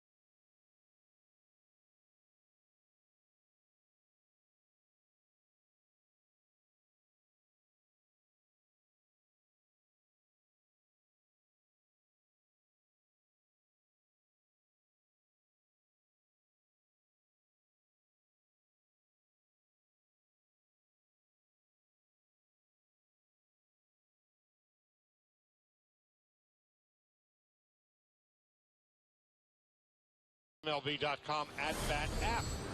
Stay connected all spring with radio broadcasts, video highlights, stats, news, and more. Download MLB.com @bat, the #1 app for live baseball on your smartphone and tablet.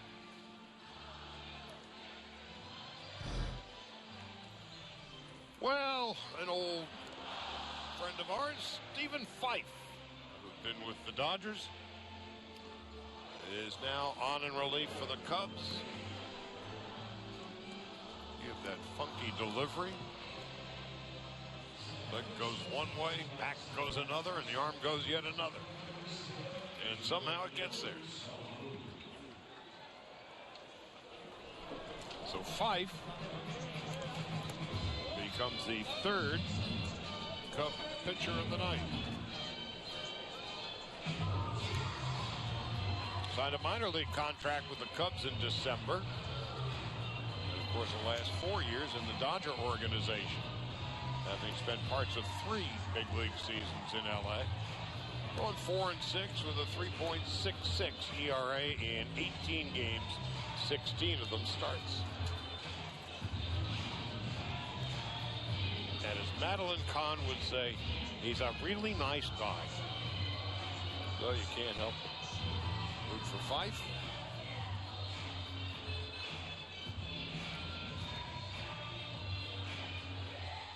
Adrian Gonzalez steps in, and this will likely be Adrian's last at-bat of the inning.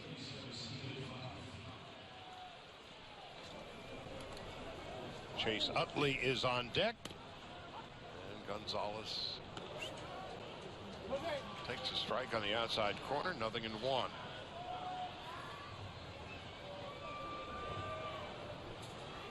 Adrian, the DH tonight, takes a strike, and it's 0-2.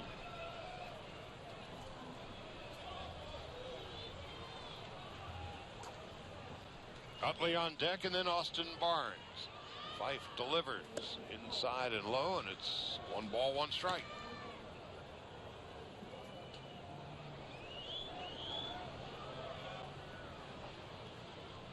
Gonzalez is flied to center and lined to right.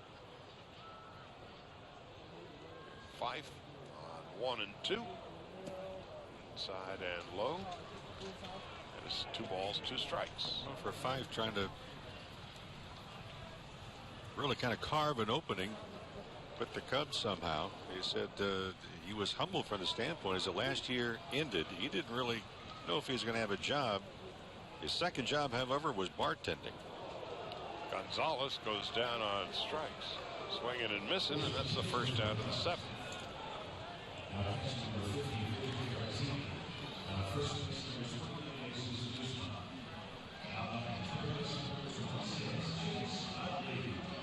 Well, the Cubs have made some defensive changes as well.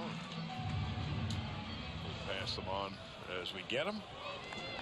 Chase Utley now with 1 out and nobody on.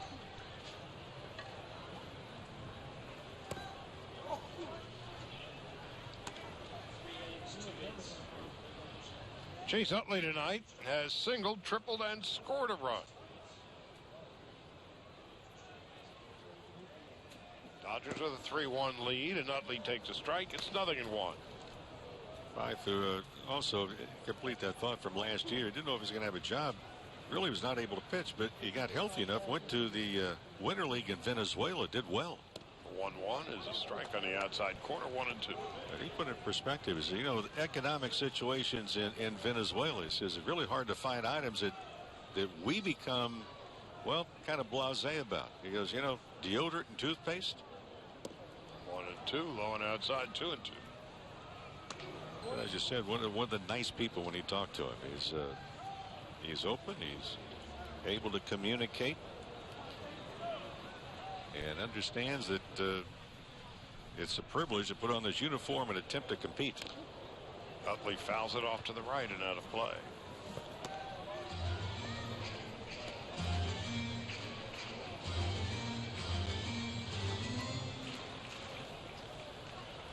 He's one of these guys who's had to work for everything he's had in his career. 2-2 is a ground ball to second base and a nice easy hop. Arismendi Alcantara is now in the game and easily throws out Utley. There's 2 gone.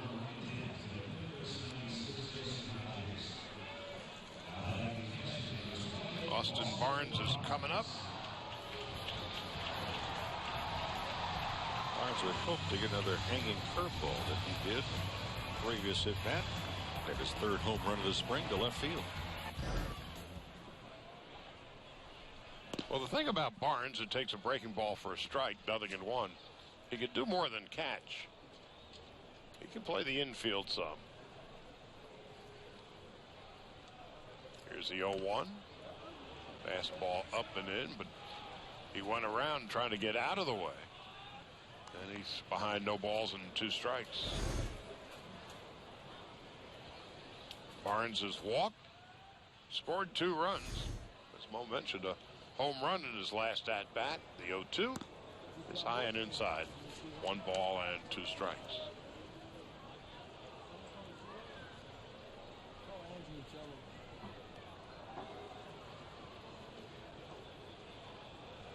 Fife on 1 and 2. Big rip. Barnes fouls it back. Count holds at 1 and 2. We'll pause 10 seconds for station identification on the Dodgers Radio Network.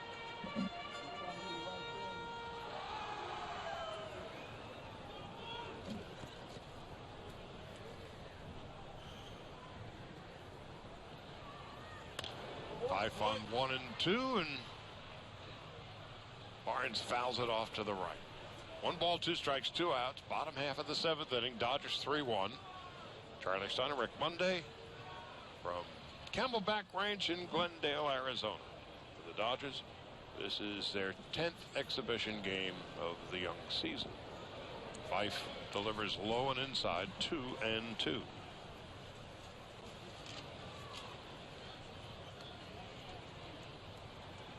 Cody Bellinger is on deck.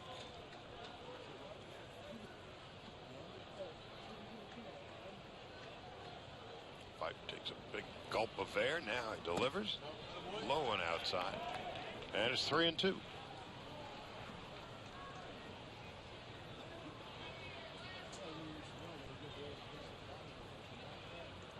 When we come back for the 8th inning, we'll run down the health report of the Dodgers. Barnes swings and misses at a fastball up around the eyes, and he is retired. Fife comes in and retires a side in order and strikes out 2 of them. Nothing across. Will go to the 8th. Dodgers 3-1.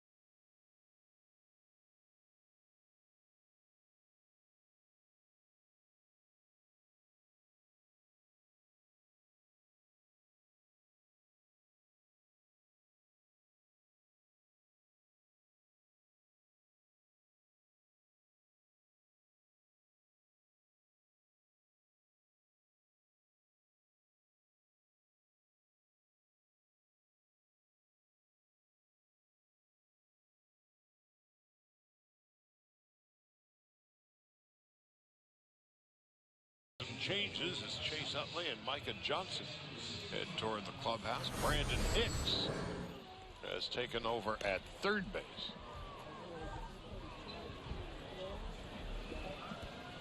And the Dodgers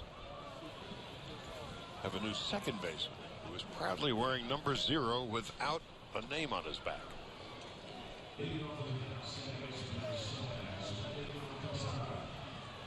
And Jamie Wright, 41-year-old Jamie Wright, is now the 5th Dodger pitcher of the night.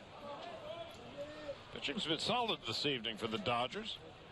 Began with Brandon Beachy, no runs, 2 hits in 3 innings.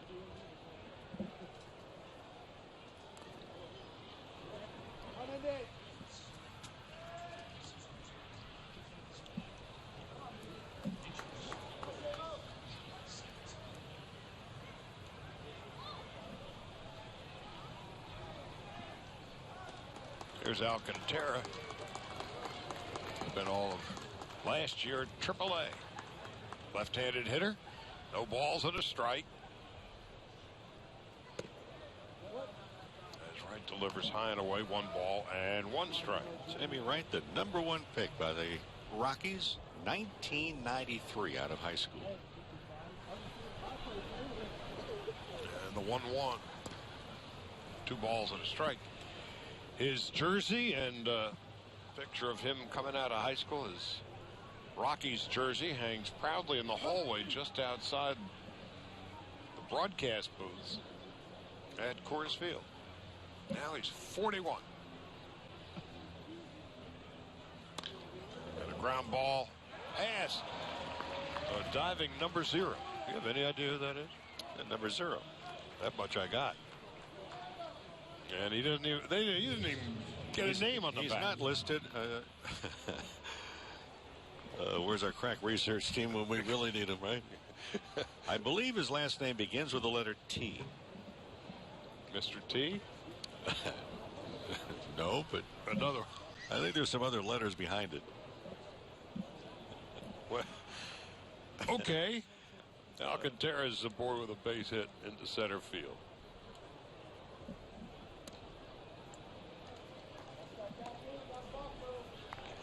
And this is Jesus Guzman hitting.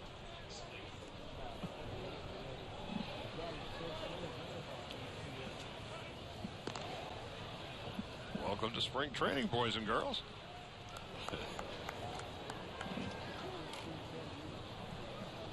What do you got on number 0? Nothing. Oh, I got something. Our crack research team, I'm telling you. Ball no strike. Runner goes, a bloop single into right center field. Alcantara goes to third as Guzman bloops one to right center. And the Cubs have first and third and nobody out.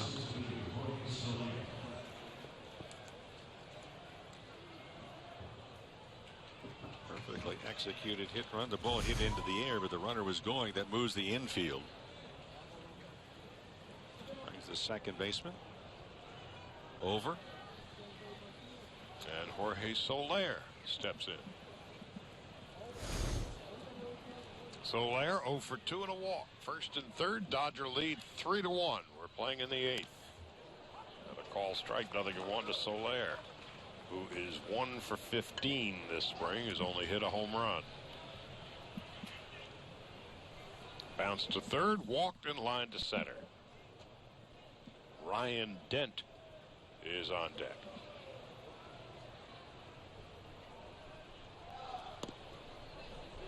Outside and low. Jordan Tarzozovic is number 0. You were right. Began with a T. Began with a T. But you were a little short on the ARSOVICH. But all charity happily accepted. 2 and 1. There he is.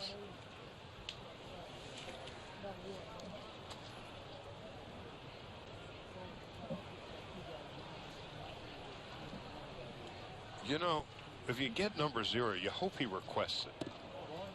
There's a call strike. 2 and 2. Well, you have to start somewhere. Got nowhere to go but up. Yep.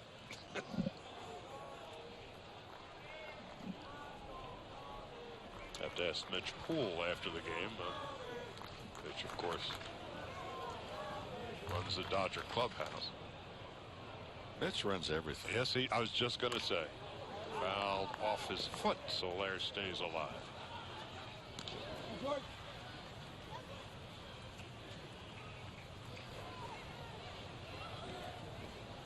Jamie Wright at 41.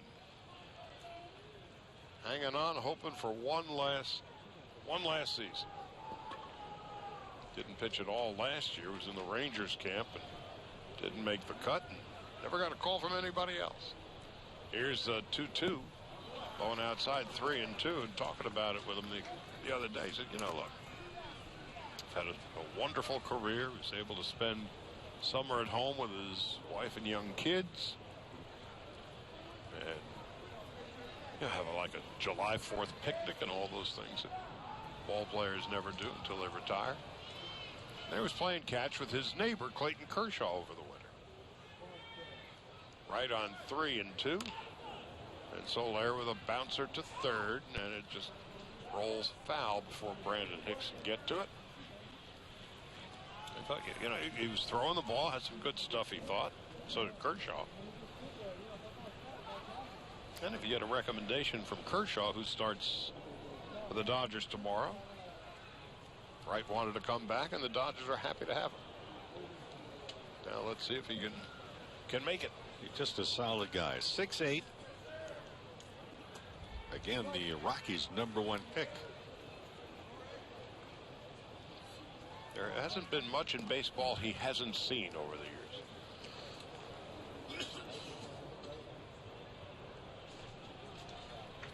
3 balls, 2 strikes, nobody out. First and third, top of the 8th. Right set of the belt. And here comes the pitch. Runner stays put at first. We're going to foul off to the left and out of play.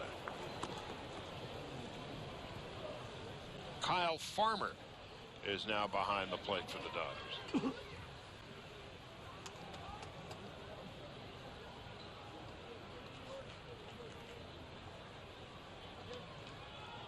They got Brandon Hicks at third, Charlie Culberson at short, Micah Johnson at second, Clay Bellinger at first. Farmer behind the plate.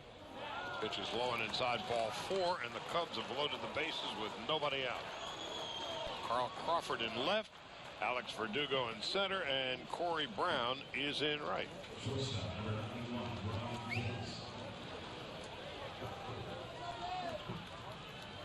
And now a pinch runner.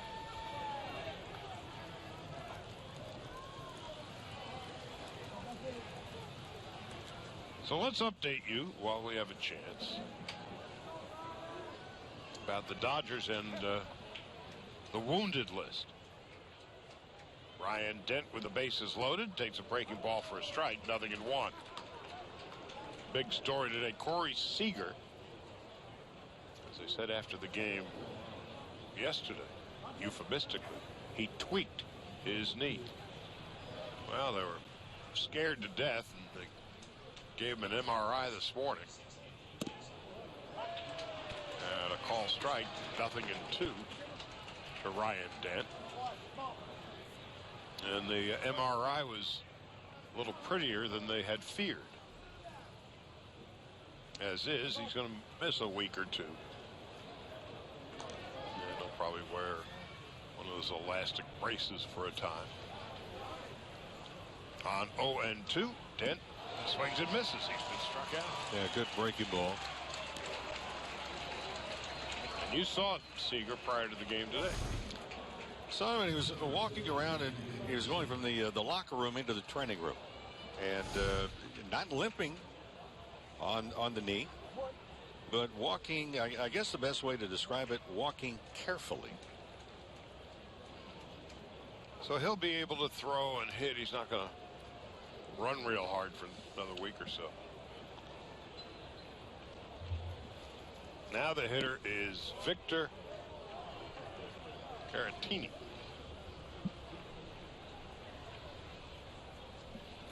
He's a backup catcher, and he is hitting for Wilson Contreras, who went 3 for 3 tonight. Bases are loaded, 1 out of the 8th, and the Dodgers with a 3-1 lead. So Seager, news could have been a whole lot worse than it turned out to be. And Caratini fouls it back.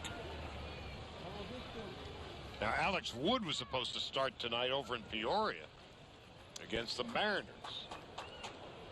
And when we arrived at work this afternoon, came to learn that Wood would not be able to go. Tightness in the left forearm. At least on day 1, the Dodgers are not overly concerned, but they were concerned enough to sit him down, and Carlos Frias would start over there tonight.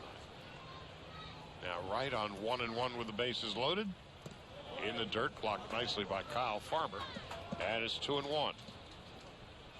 Howie Kendrick in the groin.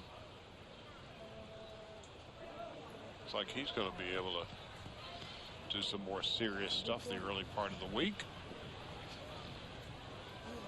Alex Guerrero was supposed to start and be the DH tonight in Peoria, but he was a game time scratch. I guess the knee is not come around enough for him to play. Caterini swings and misses 2-2. You also saw Justin Turner. Saw Justin Turner. I heard him before I saw him, and I hope he's hearing this. He's smiling. He's going to designate a hitter position on Monday. He had 6 at-bats in a camp game earlier today. And I asked him, I said, was today the first day you've hit off of live pitching for a while? He said, no. I said, he'd been doing that 3 or 4 different times. So he's not that far back. They want to have him return slowly. On 2-2. High and outside, 3 balls and 2 strikes.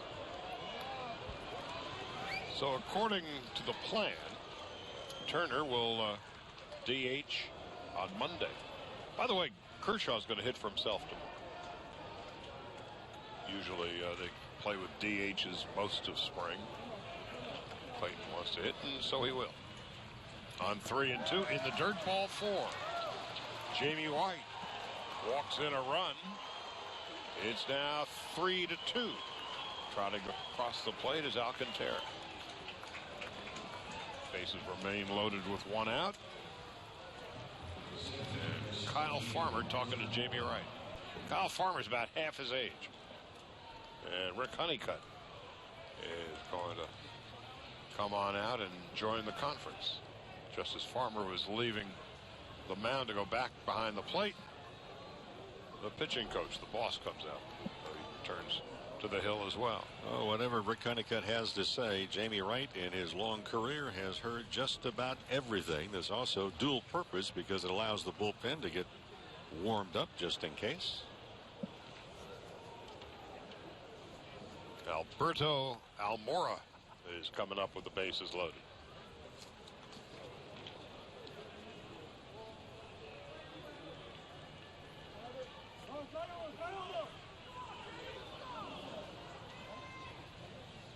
Soler is at third base. Dent is at second. And Victor Caratini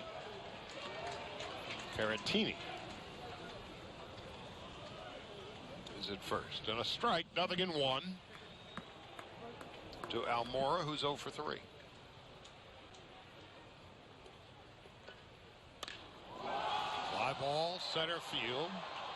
Back goes Verdugo. He'll make the catch. Tagging and scoring is Jesus Guzman. Tagging from second and going to third is Soler. Second run for the Cubs here in the 8th. They've tied the score at 3. This is also a classroom, Charlie, and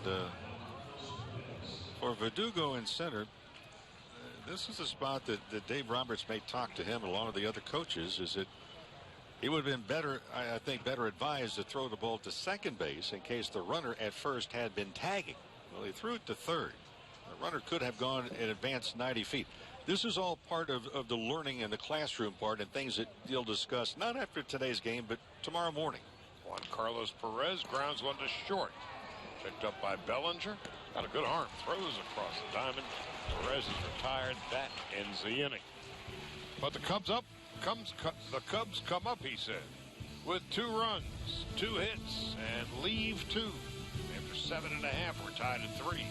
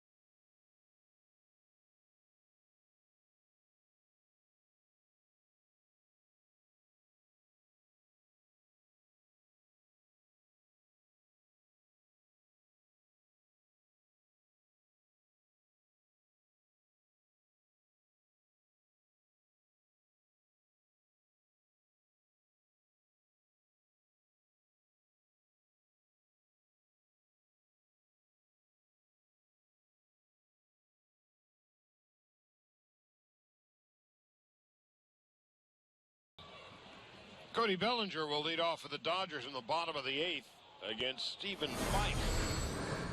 Sold out crowd tonight, 13,120.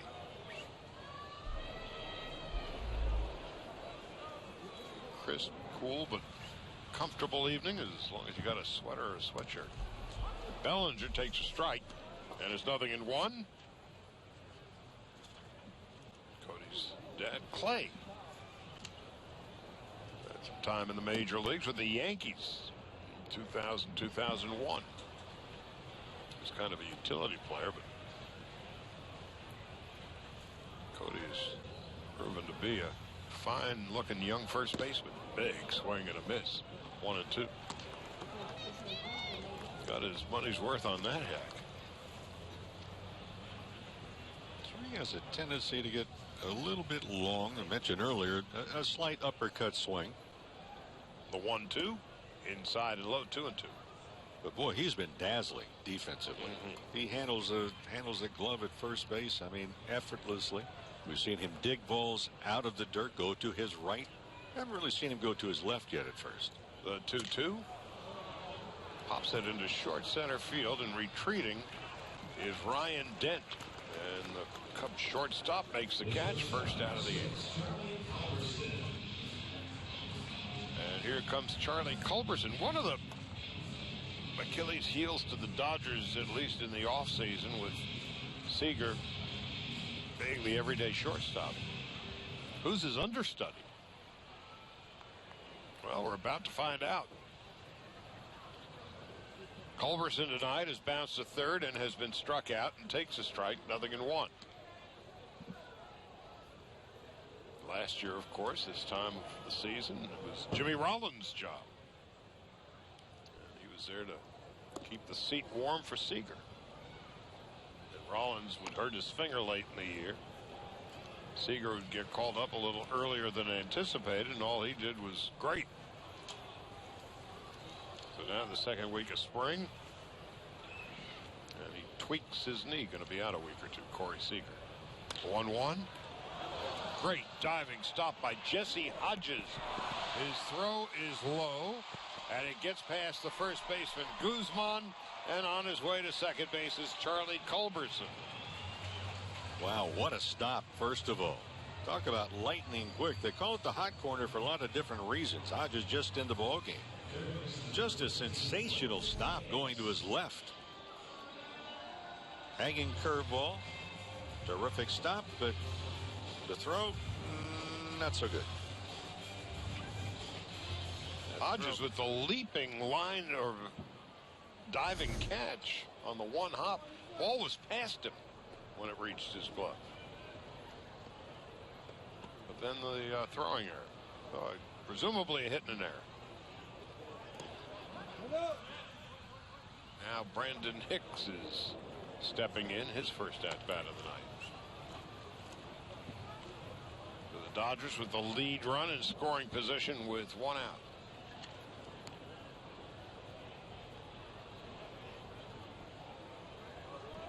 Carl Crawford on deck. So Crawford playing the entire night. Tied at 3. One out, a runner at second base. Fife misses high and away, 2-0.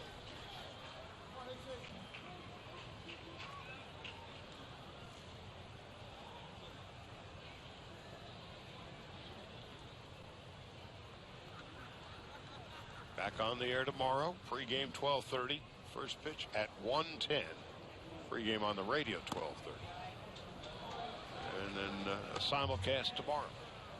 And remember those, it does not affect Arizona at all, but the clocks go forward tonight. Spring ahead, fall back. 3-0 to Brandon Hicks. Taking all the way, fastball to the knees for a strike. And it's 3-1. I was taking on his own. I doubt very seriously if he had the take sign there.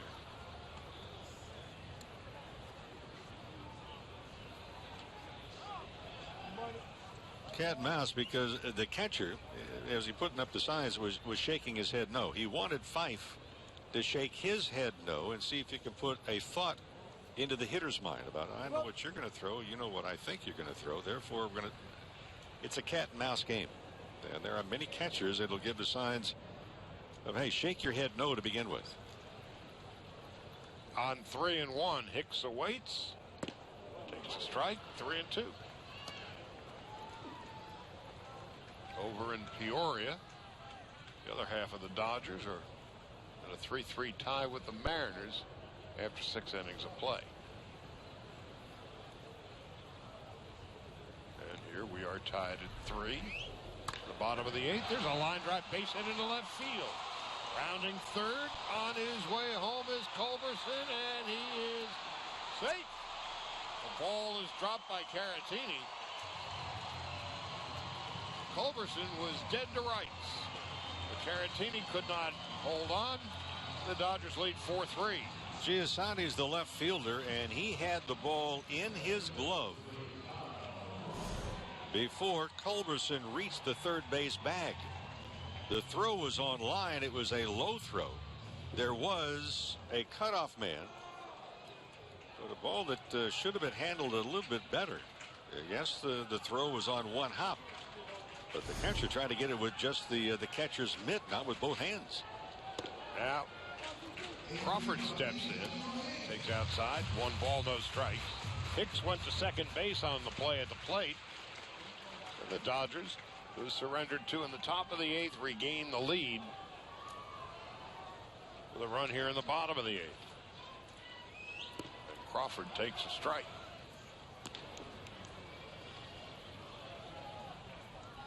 That's why it's impossible to get a gauge on what a team record is in spring training, because the starters bear little or no resemblance to the guys who are replacing them. A ground ball to the right side, picked up by Alcantara. He throws out Crawford. Hicks goes to third with 2 out. Having said that, the Dodgers are 5-2-2 this spring, and the Cubs are 2-8. And it will not matter a whit in about 2.5 weeks. Here's Corey Brown, his first at-bat of the night.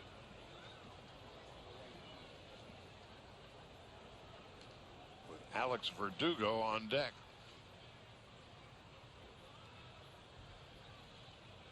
Fife, the third Cub pitcher of the night. Inside and low, 1 ball, no strikes.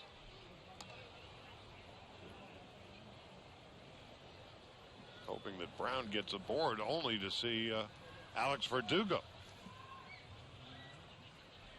a well-regarded Dodger prospect. There's a call strike to Brown, 1-1.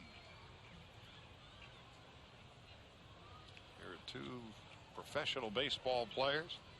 In the case of Brown, he's 30 years old and has been pretty much a career minor leaguer looking to hook on. And in the on-deck circle, Alex Verdugo is an up-and-comer. Or at least that's the plan. Brown takes low, 2-1.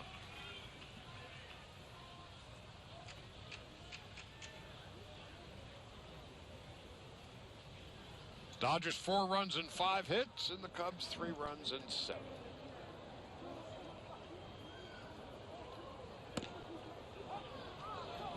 Now it's 2-2 to Brown. Ooh. Brown just realized the plate could get real wide late in the game. Closing time. Last call. Yep. Plate gets wider as the game presses on in spring training. Here's a 2-2. Inside 3-2. It's an old adage too. The plate gets wider as the players get younger. And the umpires get older. Yeah. By 3/8 of an inch? Yeah, it's about 3/8 of an inch. 3-2, 2 out. And here's the pitch. Brown fouls it off to the left and out of play.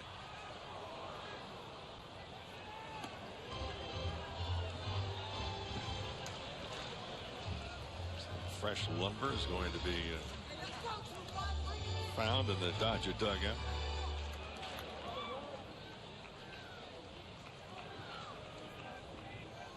Those bats are expensive, by the way.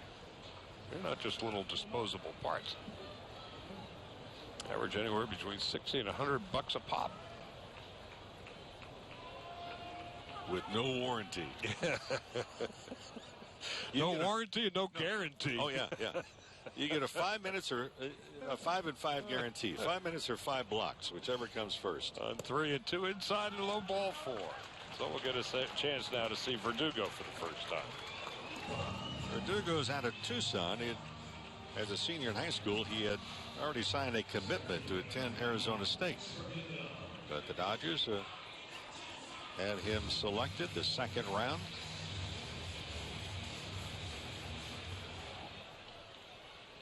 Hit .311 last year.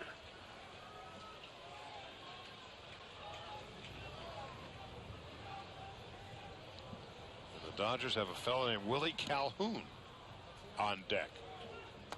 A fellow we have not yet seen.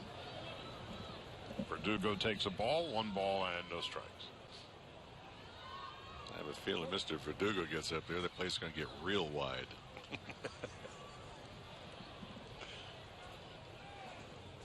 Time zone wide. The 1-0. There's a call strike. 1-1 to Alex Verdugo. Well, he was the Branch Rickey minor league player of the year for the Dodgers in that organization last year. Started in Class A and then late in the season to the advanced Class A team.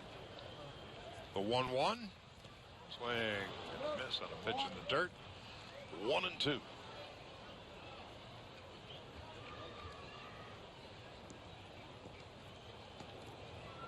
Again, this pitcher-hitter matchup.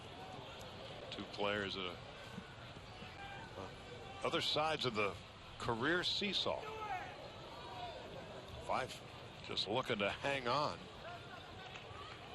And Verdugo's just trying to make his bones. Here's the 1-2 from Stephen Fife to Alex Verdugo. Fouled off to the right, out of play.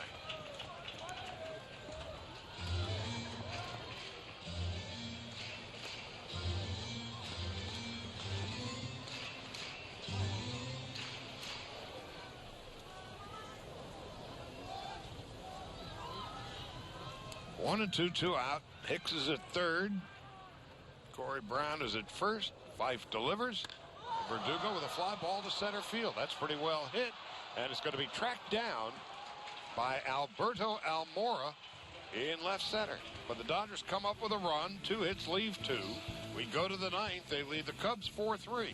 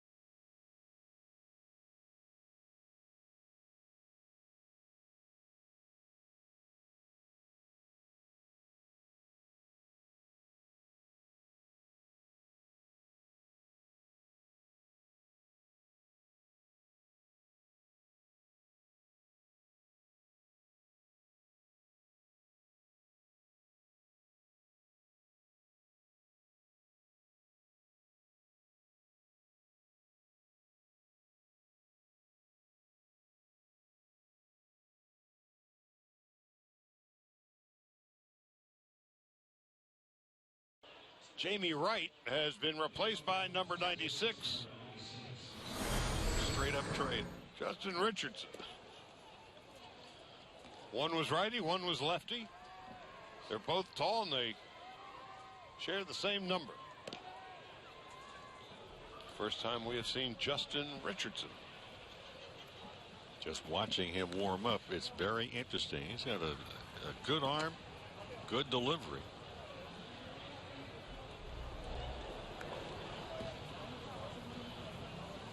It's the first time we have seen him. The Dodgers sporting new spring training caps this year with that scripted D. We'll go back to the LA once the season begins. And the first pitch is a strike, 0-1.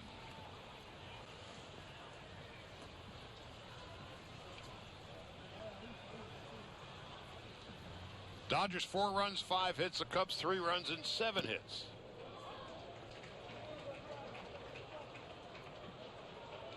Jesse Hodges is the hitter.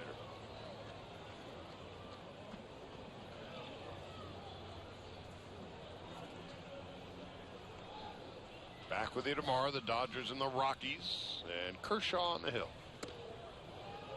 Richardson, this is high and away, 1 ball, 2 strikes. Richardson, a big guy, 6'6", 220 out of Texas Tech University. Originally signed with the Red Sox, 2nd round pick, 2006. So he's been around a while. There's the 1-2. Fly ball, left field. And that's the first out of the 9th.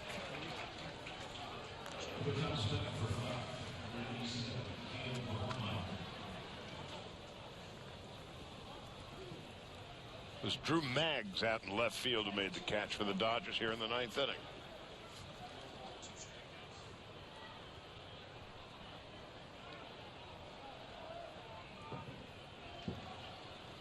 And this is Cale Brockmeyer.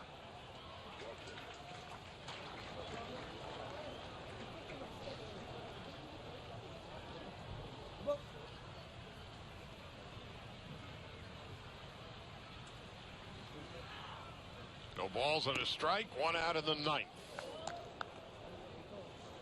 And Richardson misses outside.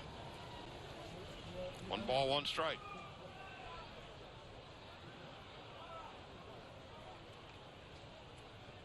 Here comes the pitch. Swing and a miss. And it's 1 ball, 2 strikes. Kyle Farmer behind the plate. On a night in which Austin Barnes got the start. And oof.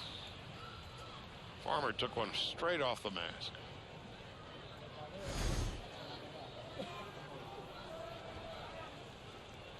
One and 2 to Brockmeyer. Line foul off to the right, out of play. Richardson trying to stay healthy. Well, the disabled is 2 different times last year. Brockmeyer, Cale, his first name, C-A-E-L. And Kyle, the Dodger catcher, Kyle Farmer. There's the 1-2. Just inside and low, 2 and 2.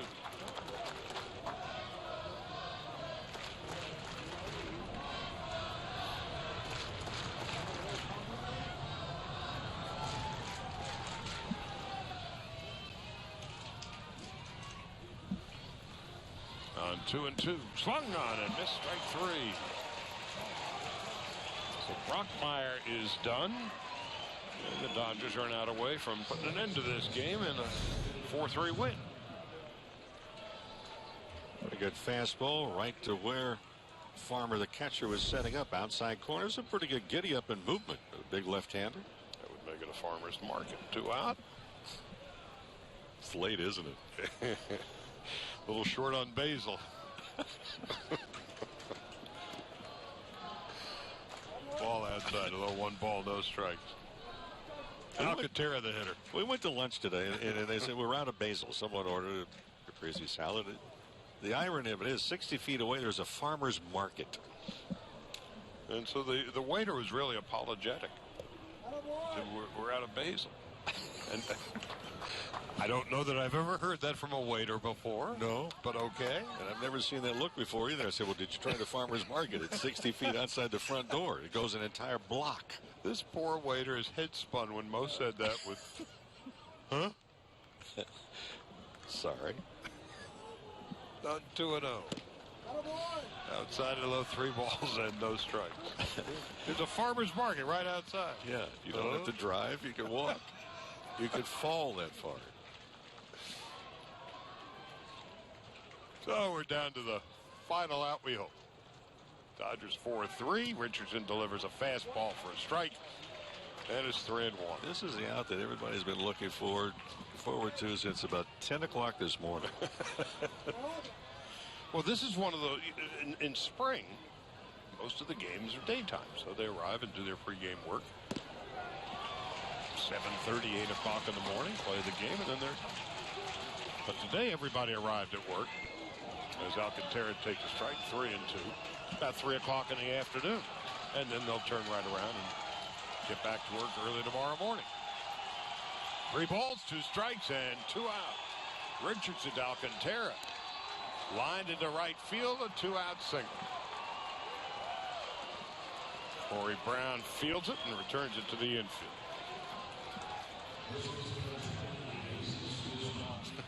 But there's a farmer's market right up.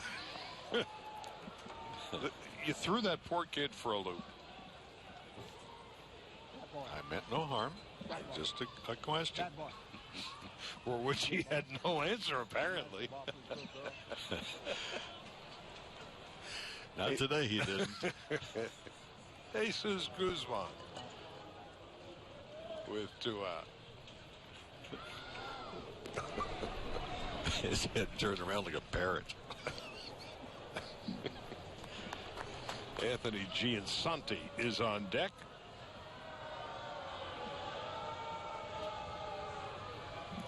Justin Richardson, the 6th Dodger pitcher of the night.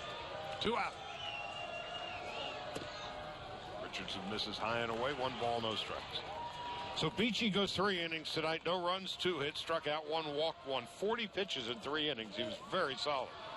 Joe Blanton, 34 pitches in 2 innings, 3 strikeouts, 2 walks, no runs and a hit. Chris Hatcher, 9 pitches, 5 strikes in 1 perfect inning. Richardson misses outside, 2 balls and no strikes. Jamie Wright not quite so fortunate this evening. Gave up 2 runs, 2 hits, 2 walks and 1 strikeout. And Richardson trying to put an end to this game.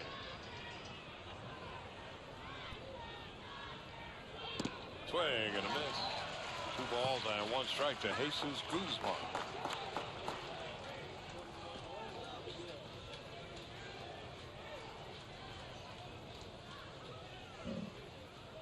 Fellow named Anthony Giansanti is in the on-deck circle.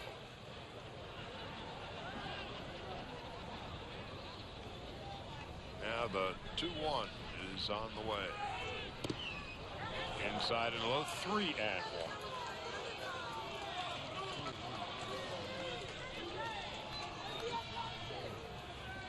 There is nothing doing in the Dodger bullpen.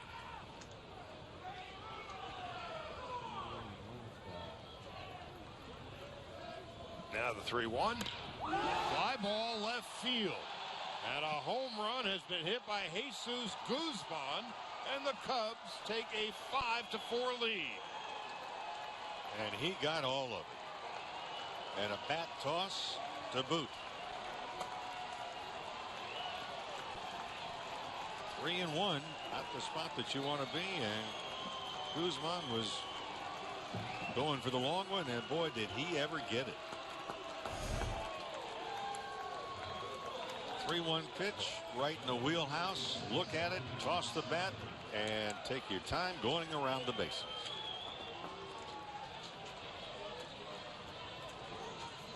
Center cut, grooved right down the middle. Pop foul out of play, 0-1. Anthony Giansanti is the batter.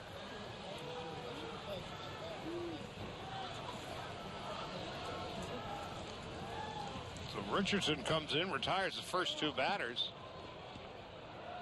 Alcantara singles to right, and Guzman with a long distance home run to left. So we will play the bottom of the ninth. One thing I've noticed this spring is that we've not played 10-inning games. If it's tied after 9, everybody goes home. Everybody gets a little participation trophy. Thank you very much, and we'll see you tomorrow. 1 ball, 2 strikes now. Giansanti.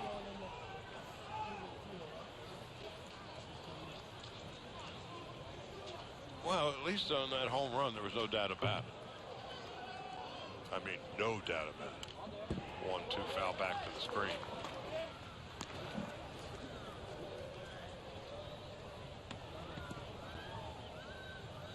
It was a return to sender, address unknown. Not allowed to give him out. And the Kitchens close at 10. Here's the 1-2. Grounded to the right side. The 9th. Cubs on the Guzman home run. Take the lead 5-4. Last licks for the Dodgers when we come back.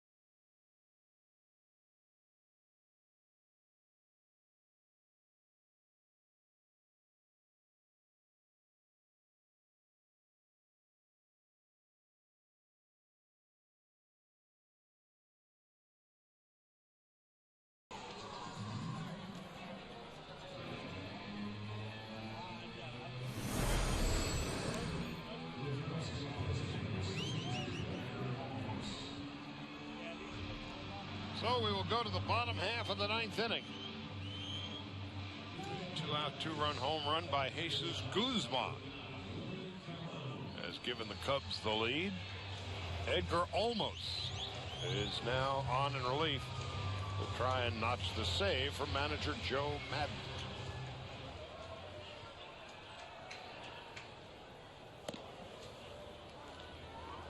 Olmos at AAA last year, an ERA of 3.5.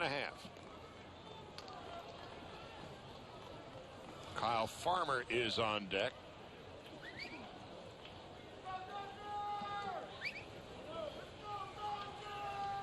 And this is the first time we have seen Willie Calhoun.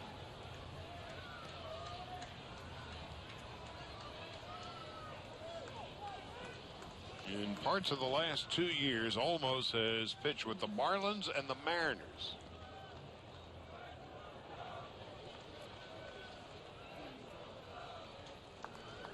In 199 minor league appearances, Olmos has a record of 16-38 and a 4.44 ERA. Calhoun hit .316 at the minor league level last year for the Dodgers. He swings and fouls it back, and it's 0-2.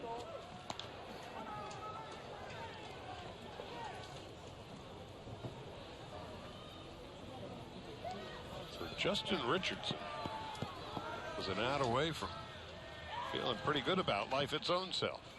And a single and the 2-run home run by Guzman. And the Young left-hander's been looking to hang on for a few years now. Leaves broken-hearted. Almost on 1-2 to Willie Calhoun. Breaking ball outside. 2-2. Calhoun out of the University of Arizona.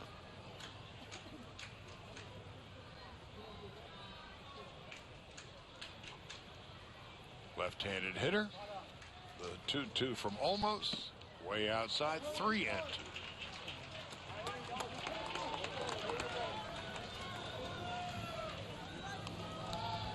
More than half the crowd of 13,120 have left. Now on 3-2, Calhoun takes high and away ball 4. A nifty little at-bat. Was drafted last year, made 3 different stops: Ogden, Great Lakes, Rancho Cucamonga. Had only 2 stolen bases over 73 games, but he represents now the tying run.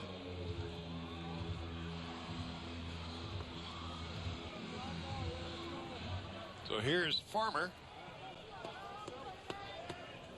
And Jordan Tardozevich is on deck. Farmer takes a strike, 0-1. Right-handed hitting catcher.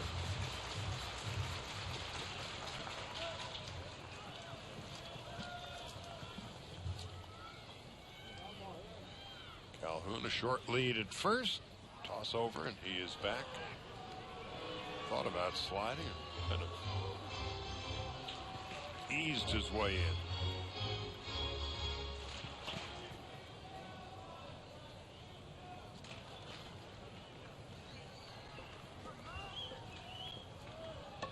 No balls and a strike. Bottom of the 9th.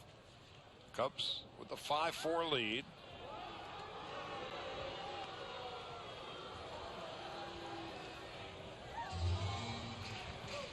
Kyle Farmer, an 8th round pick of the Dodgers in 2013. At Rancho last year at 44 games, he had 337. And then at Double-A Tulsa, he had 272. And he lines a base hit into right field. Calhoun will hold wisely at second base. He had a notion of going to third, but that would have been a Cardinal sin. So the Dodgers first and second. Nobody out here in the bottom of the 9th.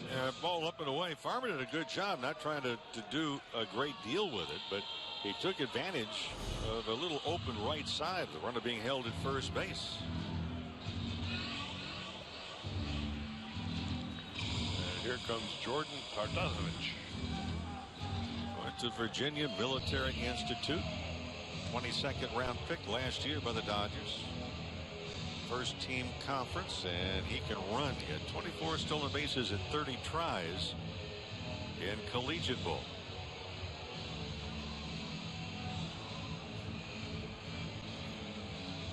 Tarzovich with 3 home runs at the minor league level last year. So the tying run at second base in Willie Calhoun. Winning run Kyle Farmer is at first base.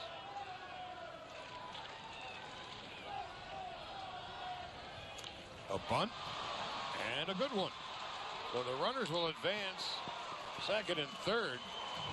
A perfectly executed bunt by Tarzovich.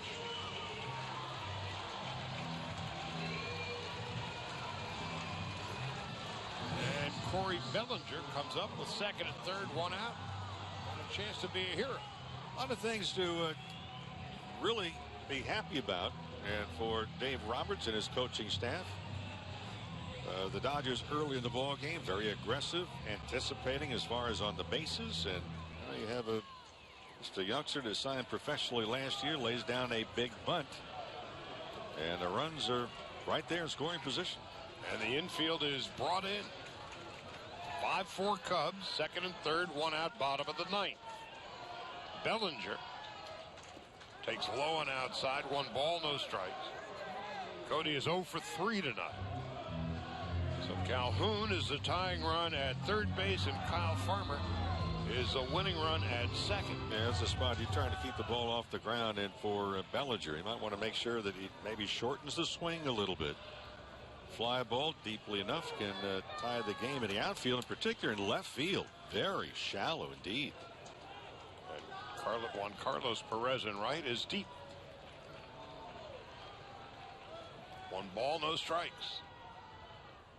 1 ball and 1 strike. Fastball outside corner. Later the night gets, the bigger the corners of the plate become. As if Bellinger just asking. Well, you're not going to turn around. Very, very seldom, if ever, do you turn and say, "Are you sure that was a strike?" He may have asked, "What time is it?" Yeah. Infield in. The answer to what time is it? Time to swing the bat. Yeah, Bellinger steps out for a moment. He's still trying to get that call out of his mind. Good move to back out. 1 ball and 1 strike. Now, the catcher, Caratini, is going to go out and talk with Olmos. And while they do, we'll pause 10 seconds for station identification on the Dodgers radio network.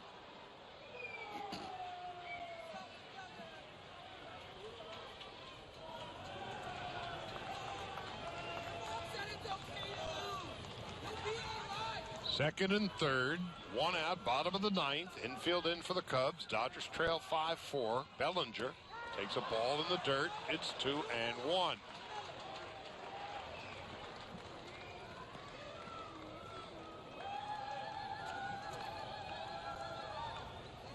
Charlie Culberson is on deck.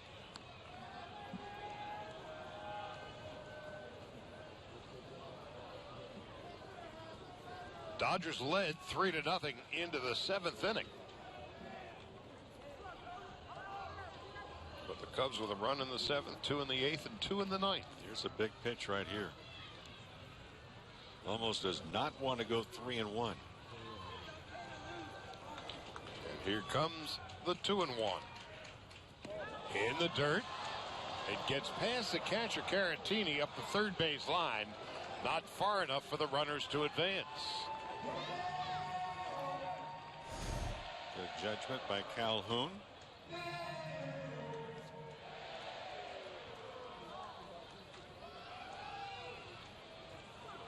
Five runs, 9 hits for the Cubs, 4 runs, 6 hits for the Dodgers. Calhoun, the tying run at third base, and Farmer, the winning run at second. 3-1 to Bellinger. He's 0 for 3 tonight. Strikeout, a ground out, and a pop out. And here's the pitch. High and inside, ball 4, and the bases are loaded.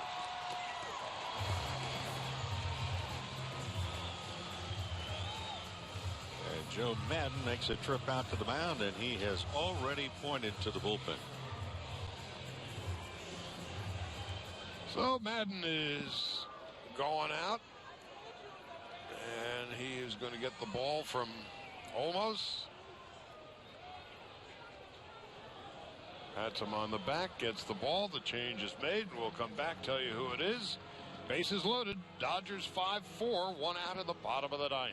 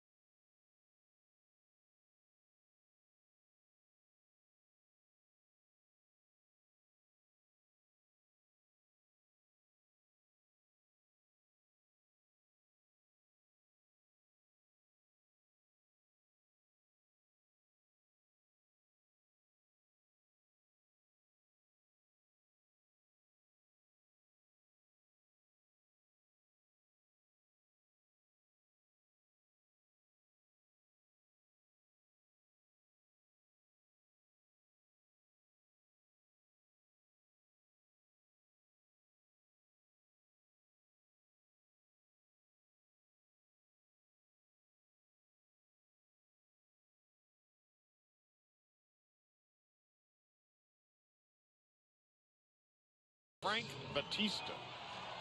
And he comes in with the bases loaded and one man out. Bottom of the ninth. Dodgers, who surrendered a run in the seventh, 2 in the eighth, and 2 in the top half of the ninth inning, trail 5-4, but have a chance to get off the mat as Charlie Culberson, who is 1 for 3, steps in.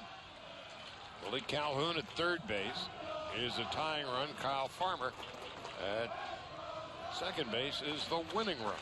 So for the runners, line drive, you're freezing fly ball. You're going to be tagging up. Make sure it drops in. Here is Batista.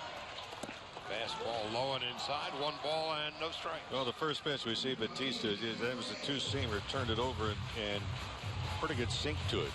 So he's trying to get right now a ground ball, a double play, and seal a victory for Chicago. Charlie Culberson has other thoughts with the bases loaded. 1 for 3. Swings and next one foul near the Dodger dugout. Up the third baseline, 1-1. Culberson, born and bred in Georgia.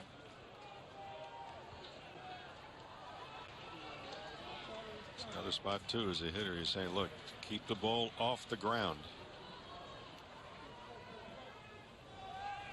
Culberson spent the last 3 years in the Rockies organization.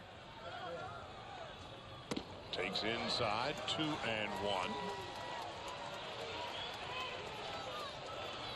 lot of movement on that pitch. It just kept coming in and in and in.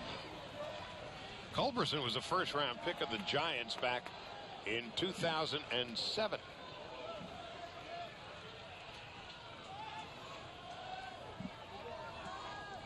He'll turn 27 next month. Steps out of the box. Yeah, catcher again shaking his head, wanting the pitcher to try and put a different thought in the hitter's mind.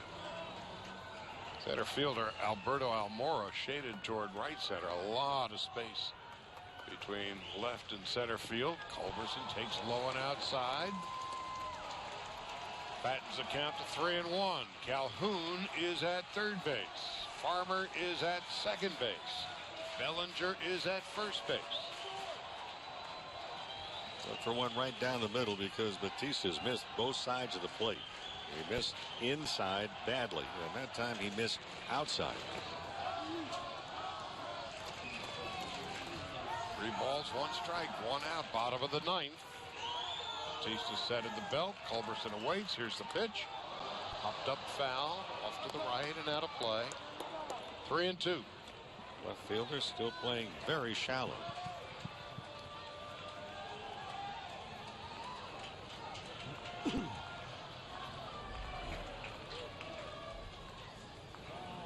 Calhoun with good speed at third base is the tying run.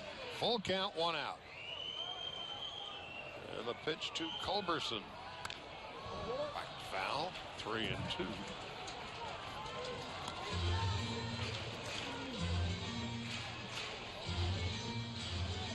Culberson about 6 feet, 200 pounds. An outstanding defender. We've seen that already.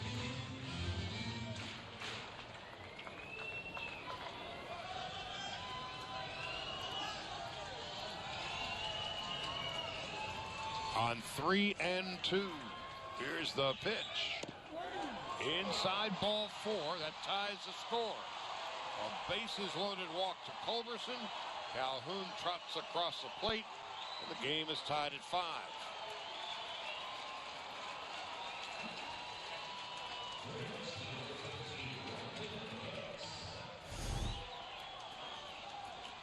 And that ball missed in. Here's a spot too. Brandon Hicks is the hitter. You have a pitcher that's having difficulty finding the plate right now. Look for something right down Broadway. If it's not right there, take it, that first pitch. So Hicks.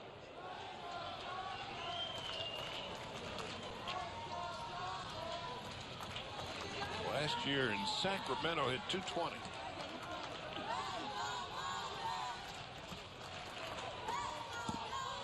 Takes low, 1 ball, no strikes.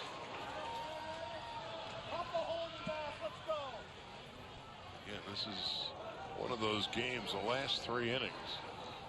Most of the players out there. not likely to start the year at the major league level, so to determine a team's spring training record is folly. There's the 1-0. Hicks with a line drive down the left field line, but hook and foul. It's the hardest ball Hicks has hit this spring. And Batista, that pitch looked like he was just trying to aim it, trying to find the strike zone. Brandon Hicks is 30. A third-round pick of the Braves in 2007. Played collegiately at Texas A&M. 1 ball, 1 strike, 1 out. A run in the bottom of the 9th. We're tied at 5, and here's a pitch way outside. Get the feeling that Batista needs a new GPS. He's having trouble finding the plate. 2 balls and a strike.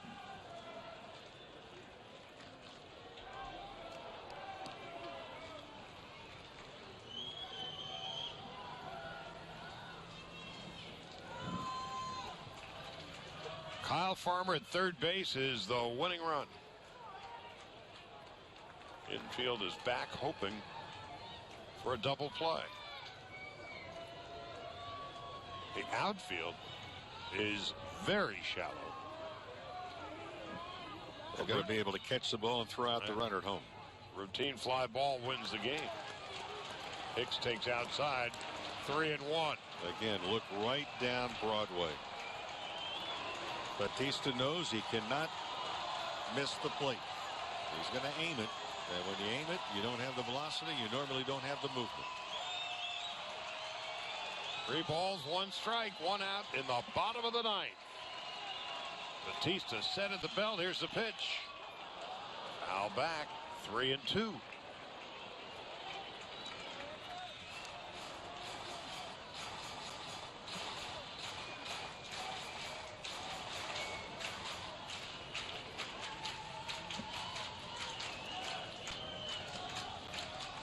Drew Mackey is in the on-deck circle. Bases loaded, 1 out. Bottom of the 9th. Here's the pitch. Swing and a foul back. Hicks stays alive. Hicks in 126 major league games. With the Braves, the A's, and the Giants, a career 153 hitter.